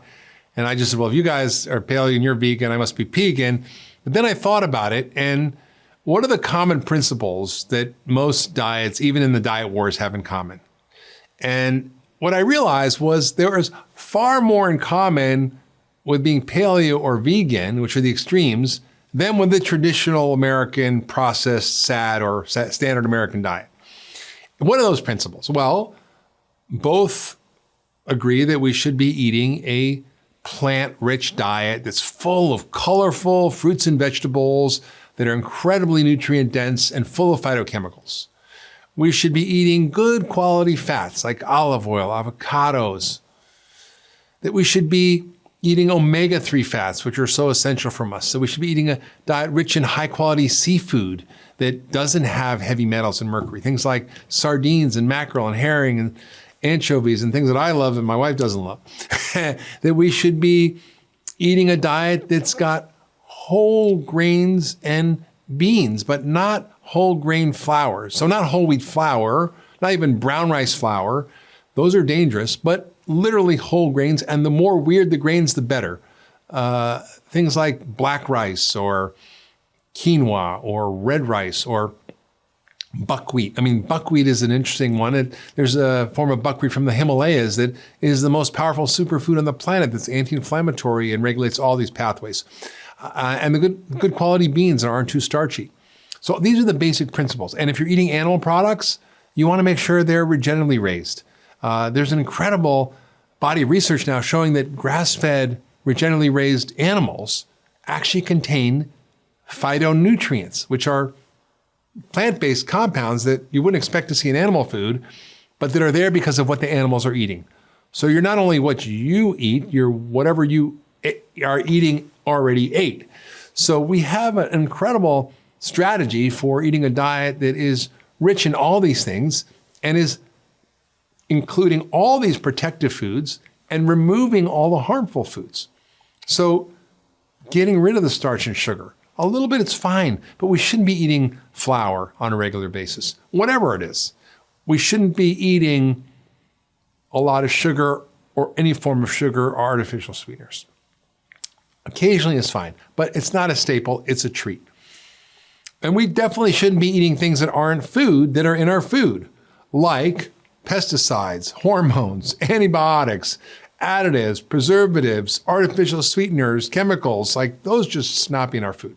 And another principle is if we're eating dairy, we should be very smart about what we're eating. Most modern dairy is conventionally grown, is got a lot of hormones and a lot of inflammatory proteins that are because of how we've raised the animals and bred them to produce a certain type of casein that causes all these consequences of inflammation and gut issues.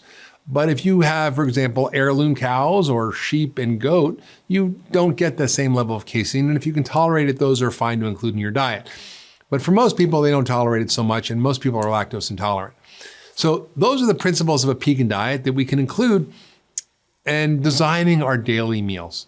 So, for example, yesterday I had shashuka, which is, I cheated, but it's a Moroccan dish with red peppers, tomatoes, spices. It's made from whole ingredients, and I put it in a little cast iron pan. I broke some pasture-raised eggs in there, and I baked it. So it's like baked eggs, and it was a delicious breakfast.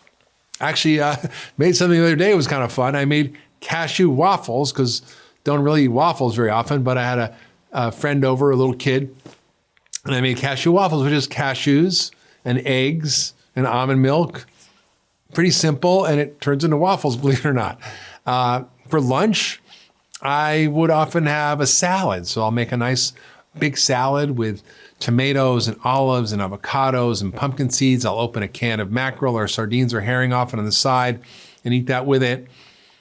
That's lunch. I use olive oil, vinegar, salt, and pepper. Really simple.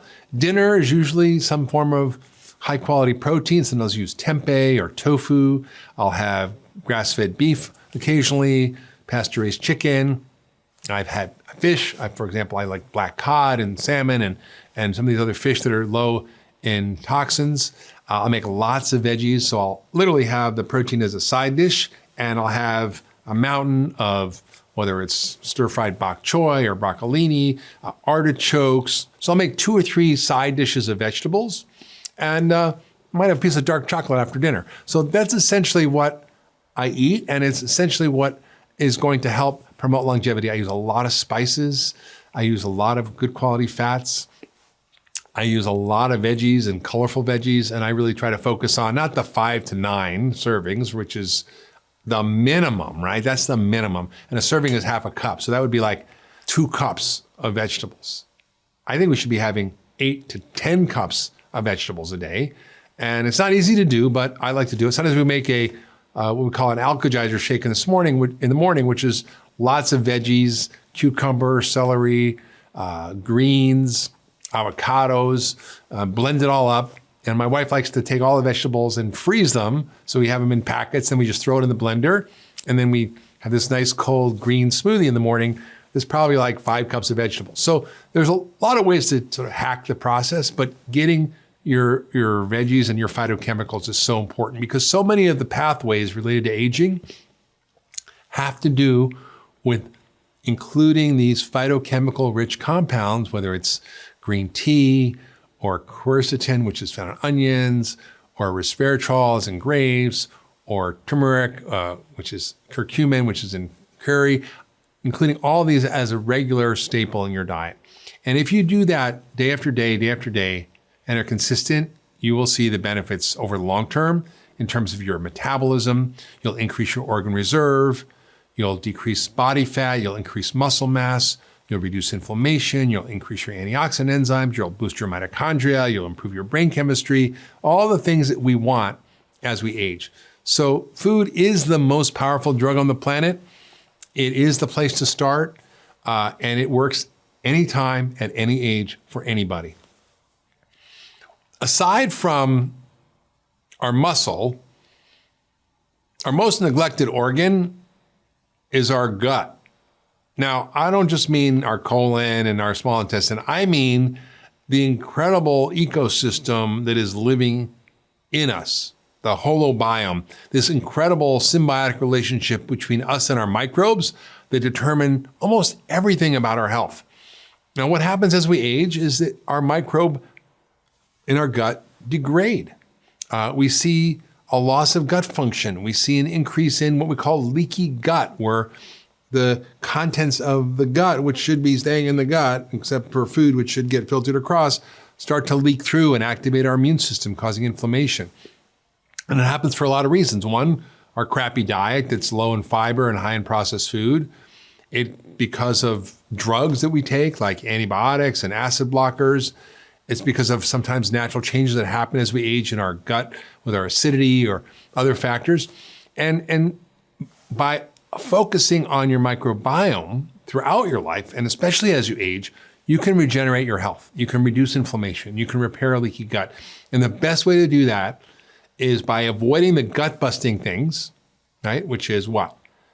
Processed food, sugar, starch, artificial chemicals, toxins in your diet, and also drugs that are gut-busting drugs, antibiotics, acid-blocking drugs, which almost everybody takes, like Pepcid and Protonix and Prilosec and Prevacid and Nexium and the whole category of those drugs that block your acid production and really destroy your microbiome. Advil, Aleve, those are not good for your gut over a long time. Occasionally it's fine. Steroids, even sex hormones like the pill can mess up your gut. So avoiding those as much as possible. And then designing a gut healthy life, which means upgrading your diet to increase the amount of special kinds of fiber called prebiotics. Now, what are prebiotics? They're fertilizer for the good bugs in your gut, right? So you want to increase those, which are things like artichoke, asparagus, Jerusalem artichokes, and all kinds of other fibers like glucomannan, which come from all kinds of incredible plant foods like artichokes, asparagus, acacia fibers, konjac root, which is a Japanese root that's used in shirataki noodles that you can make pasta with that have no calories and no carbohydrates. These are all great fertilizers for the good bugs in your gut. You can even take plantain and even things like even rice that you can heat and then cool in the fridge becomes a resistant starch that helps fertilize the good bugs in your gut. And then you want to have probiotic foods, things like sauerkraut and kimchi and tempeh and miso and natto and all these incredible foods, yogurts that are ideally made from sheep or goat, can be great sources of probiotic foods. So you want the good bugs you want to add in, you want to fertilize them, and you want to get rid of all the stuff that's damaging your gut. So eating the right diet is so critical to cultivating an inner garden, and even including phytochemicals. And this is a big discovery in the last few decades, is that not only do you need these fibers and probiotics, but that things like colorful, nutrient-dense compounds in your food that are in the rainbow foods have enormous benefits on your gut. For example, cranberry, green tea, pomegranate, they fertilize these really important microbes in your gut called Akkermansia. Now, if Akkermansia levels drop down, you're more likely to get autoimmune disease, more likely to get diabetes, more likely to get cancer. And all you need to do is feed them the right stuff and they grow and you reduce your risk of all these things. So there's a lot of strategies around keeping your gut healthy, but it is one of the most important things to learn how to do. And yes, there's a lot to do as you age. You have to reduce inflammation. You have to help your mitochondria. You have to help your gut. You have to help your muscle. You have to help your hormones. It's just the way we're designed. I'm just a messenger. I didn't design this thing, but I'm just telling you what you got to do. And the beautiful thing about it is that the principles that we're discussing around food and exercise, lifestyle, supplementation, they work on all of these things. So it's not like you have to do 1,000 different things. You just create a rhythm and a way of eating and living and being that you can sustain over a lifetime with occasional forays into adventurous ways of being that may not be totally kosher for longevity, and you will do great. And it's really what's so exciting about the science of longevity, because it's very different than the science of disease. It's about how do we understand the real way the body works? How do we understand how to activate the body's healing and repair mechanisms? How do we prevent damage to tissues and organs and cells? How do we increase organ reserve? How do we increase metabolic resilience? And all that we know how to do. Now we're learning more, we're going to get more science and we're going to get new discoveries, but we don't have to wait 100 years or 10 years or 5 years to start to implement these things. We can do them right now, and they will literally help us age backwards right now. So to have a good sense of where you are in the aging process, there's a whole bunch of tests that really help to figure out where you are in that spectrum. Conventional tests and functional medicine tests, which should be really regular tests anyway, but right now they're functional medicine tests. And when you go to your conventional doctor for heart disease, you need to look at things that are readily available that your doctor can order that they might not be used to ordering, but that you can really ask for. And the most important one is looking at the quality and type of your cholesterol. This is a test that's not just your typical cholesterol test. It's called NMR, or nuclear magnetic resonance testing. You can get it at LabCorp, or the cardio IQ test, which you can get at Quest. These are available, they're not expensive, and they're really important because they tell you about the size of your particles, the number of your particles, the kind of HDL, the kind of triglycerides. Super helpful test. The next test you want to look at is measurements of your blood sugar control, which play a huge role in your risk of heart disease. You want to measure your blood sugar, obviously, and your insulin levels fasting. You want to measure something called hemoglobin A1C, which is your average blood sugar over 6 weeks. Now, if you really want to get fancy, you can ask for a glucose tolerance test that measures blood sugar and insulin, because insulin will start to go up, maybe not fasting, but it might go up after you have a sugar drink. And that's an early telltale sign that your metabolic health is going downhill. So those are really important. You also want to look at your inflammation level, something called cardio-CRP. This is a really important test to look at the level of inflammation.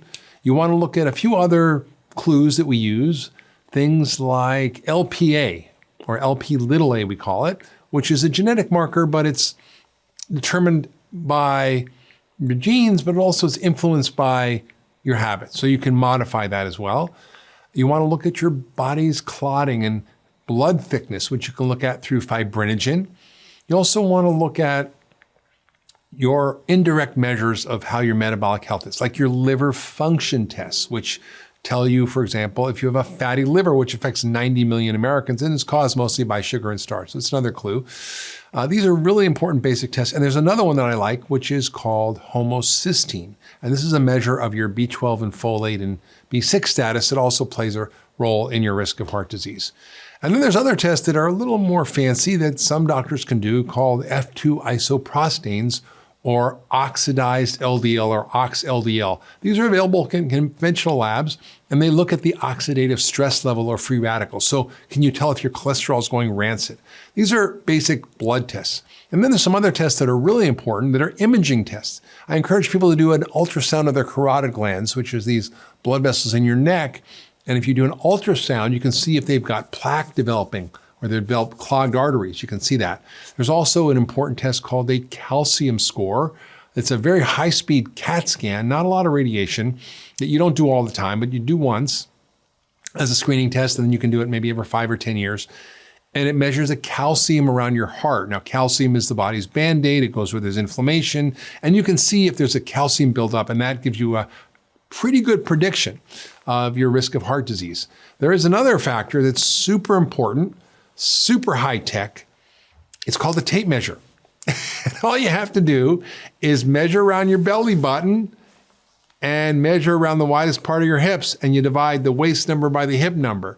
If your waist is more than 0.8 as a woman, or more than 0.9 as a man, if your waist-to-hip ratio is more than that, then you have what we call a lot of belly fat, and that is an indicator of poor metabolic health. So that's a quick screening test that everybody can do at home with a tape measure. So these are the basic things that I look at. There's more fancy tests like the endopat test, which looks at the vascular health. There's tests of heart rate variability, which you can use your iPhone to measure. Essentially looks at the beat-to-beat variability in your heart and tells you about your overall heart health, because when your beats are too homogeneous, if it's 72, 72, 72, 72, that's a sign of lack of resilience and flexibility. You want a lot of flexibility and resilience in your health. So your heart rate should be a little bit more complex and variable. Complexity is health. An ecosystem, a rainforest, is incredibly complex and resilient. A cornfield is a monocrop, and you get a corn beetle in there, the whole thing's dead. Not very resilient. So you want a lot of complexity in your health. So those are the kinds of things I look at when I look at cardiovascular health. And I take those as a whole to look at what the issues are and what the pictures are. I also look at some genetic tests. We can look at genetic tests that look at your lipid metabolism, your cholesterol metabolism, what you should be eating and not eating. Tests that look at your likelihood of clotting and whether you should be taking various kinds of things that help thin your blood, like fish oil or nattokinase or lumbrokinase, which are natural supplements, or other things that can help reduce inflammation and clotting in your blood. So those are the kinds of things as a doctor that I can do from a conventional perspective. From a functional medicine perspective, there may be other tests that I want to look at. And I think for the cardiovascular system, it might be looking at more advanced tests to look at inflammation, at whole profiles of inflammatory biomarkers that you can do from various companies that provide these tests. I might look at other things that maybe people aren't thinking about, like absorption and production tests, where you look at the amount of cholesterol your liver is producing versus the amount of dietary cholesterol you're absorbing, and then I can customize my treatment along that route. I might look at something called TMAO, which is a microbial metabolite from the gut that may increase inflammation and the risk of heart disease that comes from what you're eating, but also can be because your microbiome's not healthy. So I look at a whole series of these parameters. I might look at akkermansia on your stool test, because we know that if your akkermansia is low, you might have an increased risk of poor cardiometabolic health. And I might want to say, okay, you should have more cranberry or pomegranate or green tea to help grow the akkermansia back. So I use a lot of things that seem a little outside the norm. I might also look at heavy metals, because we know that mercury and lead and arsenic are risk factors for poor cardiovascular health outcomes. So I'll look at a lot of things that traditional doctors may not look at, but that are helpful as part of the picture. But in heart disease, the conventional tests often tell you so much that you can get a great picture just from ordinary tests that you can get at any doctor's office. So cancer testing is, at this point in time, pretty much early detection. It's not really true prevention. And they're important. A pap test for cervical cancer, a prostate exam and PSA test for prostate cancer, a colonoscopy for colon cancer, a mammogram or breast MRI or thermography for breast cancer, and maybe sometimes even a lung scan for lung cancer. The problem with these tests is that by the time you see something growing on an imaging test, it's often been there for a while, and you may catch it in time so that you don't die, which is a good thing, but it really isn't true prevention. So what I'm much more interested in around cancer is looking at measuring what we call the biological terrain. Rather than the tumor, I'm looking at the soil in which the tumor grows. And how do I optimize that to make it an inhospitable place? So how do we look at causes of inflammation? How do we analyze nutritional levels and diet? How do we analyze the load of toxins in the body? How do we look at the gut microbiome in ways that we can optimize that to reduce cancer risk? Because we know that problems with the microbiome cause cancer. How do I look at things like insulin and blood sugar, which are related to heart disease, but also related to cancer? So I look at all these parameters: nutritional status, metabolic status, toxic load, inflammation, and immune function. And how do I optimize those things so that if there are tumors growing, they can't continue to grow? The fact is that every single one of us, all of you listening and watching, all have cancer right now. I do, you do, we all do. But our body has a surveillance system. It has a system of finding and getting rid of those cancerous cells. And you want to tip the balance in favor of your body doing that by finding out what are those things that are carcinogenic, whether it's sugar or whether it's pesticides or whether it's a low vitamin D level or whether it's bad bugs in your gut. How do you fix all that so that cancer doesn't have a place to grow? You know, hormones are typically not well evaluated by traditional medicine unless things are really bad. So rather than identifying things that are slowly degrading or out of balance or a little dysfunctional, we only treat you if you're way off the spectrum on the biomarker, right? So if your thyroid is really high, we'll give you something. But we don't usually check your thyroid antibodies.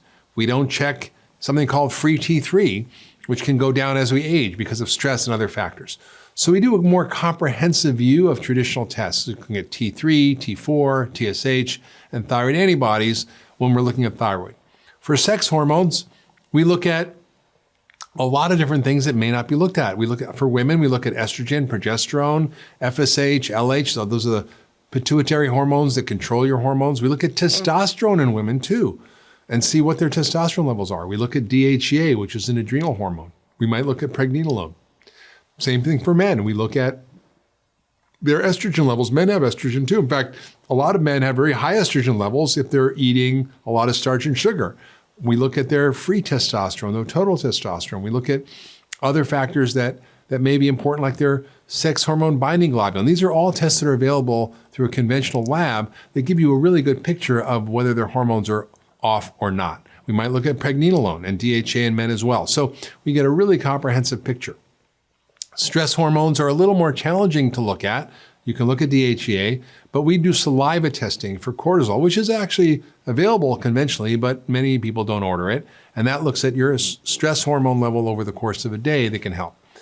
There are tests looking at melatonin levels for those who aren't sleeping at night.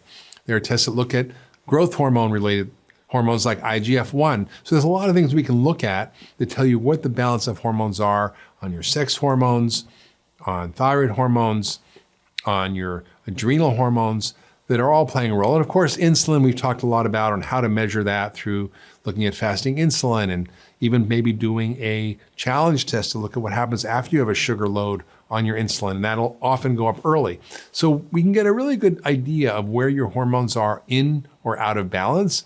And then we can target how to fix those things. So for women particularly, it's important to look at estrogens because there is no such thing as estrogen. There are different forms of estrogen, and they vary throughout the lifespan and life cycles for women. But one of the big risks we look at is how are your estrogens metabolized by your body? And often, if you have a high risk of breast cancer, or if your estrogens aren't being metabolized properly, there are certain estrogens that promote breast cancer and others that are protective against breast cancer. So we look at ratios, for example, of the metabolites of the hormones, like 2 or 16 estrogens or 4 estrogens. And we can see, do you need more of the B vitamins to get this pathway going? If you have high levels of 2, it's protective. What makes those goes up? That's exercise and isoflavones from whole soy, not GMO soy, flax seeds, green vegetables like broccoli, sulforaphane, indole-3-carbinol. These are compounds that are basically from the broccoli family that can raise this and actually prevent, and even in some studies looking at reversing cervical cancer.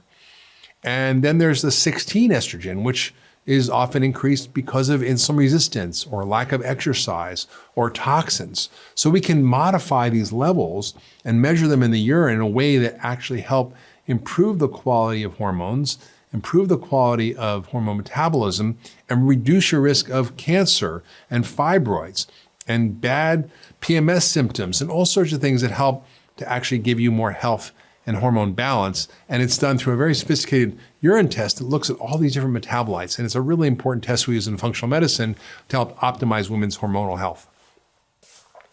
Well, if you're having memory problems and you're concerned you have either have family history or maybe you have early onset Alzheimer's, when you go to the doctor, they're going to check a number of things that are pretty standard. They're going to look at your vitamin B12 level, which is probably not the best test to look at your vitamin B12 status. It should be a different test called methylmalonic acid, but they usually do the B12 tests. You would look at homocysteine, which also checks your folate status. They'll look at your thyroid function. They might look to see if you have dementia related to mini strokes and cardiovascular disease. But for the most part, they'll do a neuropsychological test, which is a series of questions to test your memory. And they might do an MRI brain scan to see if your brain volume is shrunk or your hippocampus is small. And if they're very fancy, they might do an amyloid scan, which looks at the development of amyloid plaque in your brain, which is associated with Alzheimer's. And that's about it. And they might offer you a few drugs which have very limited benefit or evidence, and they will probably tell you to get your affairs in order. When you go to someone who's expert in understanding brain health and functional medicine approach to brain health, they're going to do a cognoscopy, which we've discussed in earlier episodes, but it looks at a whole array of parameters that are highly relevant in determining whether your brain is going to work well or not, and what you can do to reverse some of these factors that are what we call dementogens. So we look at nutritional status, optimizing your vitamin levels and your mineral levels, vitamin B12, vitamin D, making sure your zinc is good, your omega-3 fats. These are all really important. Folate, B12, B6, critical. We look at your dietary patterns and the effects on your metabolic health. Do you have insulin resistance, and how do we optimize that?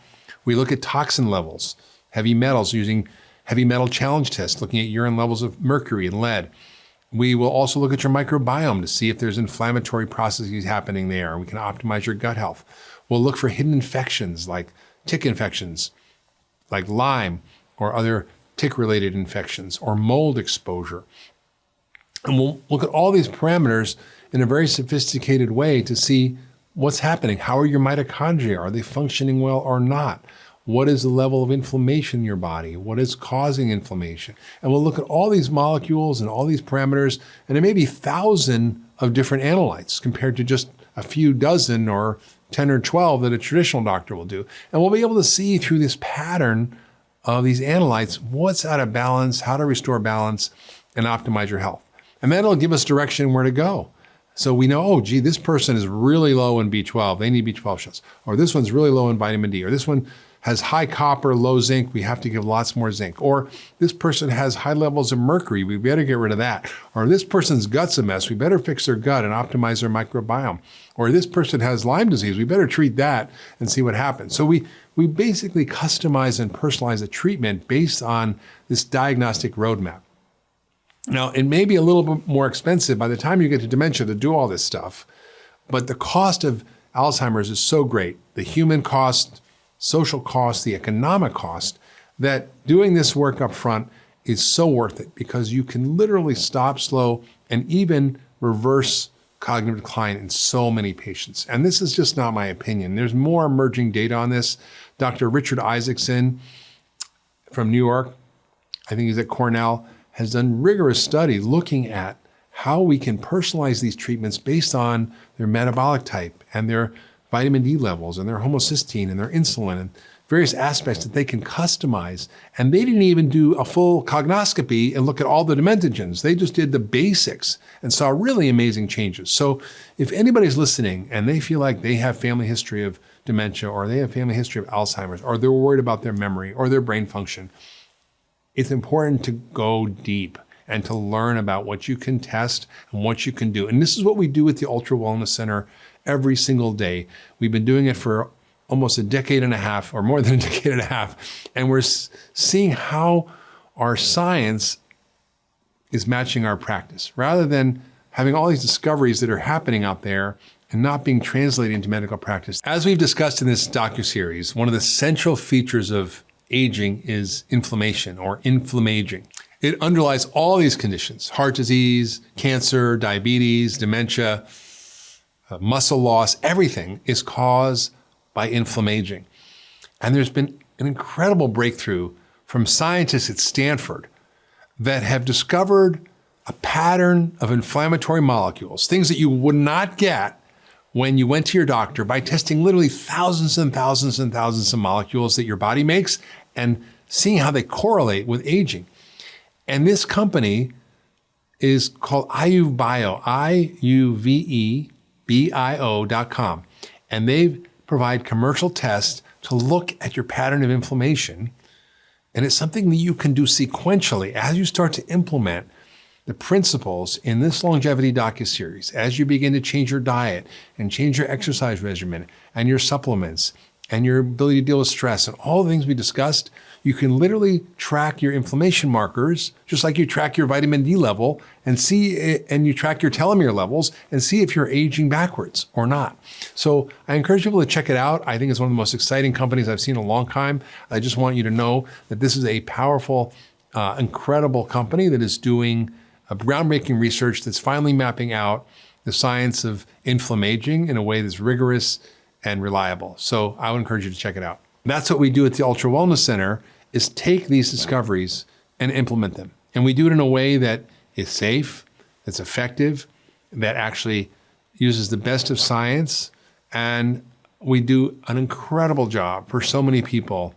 And it's one of the most satisfying things for me as a doctor to be able to do this work and to see the changes in people's lives and to see people get their lives back when often they've been given up on by traditional medicine. So wherever you are in the spectrum of aging, wherever you are in your life, whether you're 20 or 30 or 40 or 50 or 60 or 70 or 90, there's always something to do.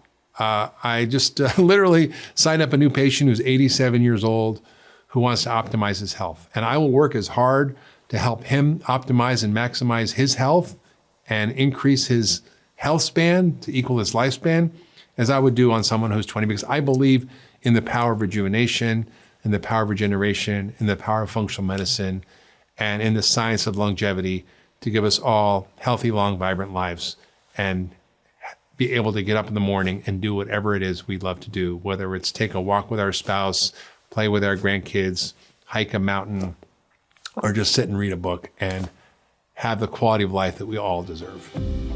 If you love that last video, you're gonna love the next one. Check it out here. When your gut's inflamed, like most of our guts are, it creates inflammation not just in your gut, but throughout your body and in your brain. Toxins also play a role in driving inflammation. Stress plays a role in driving inflammation. Lack of exercise is inflammatory.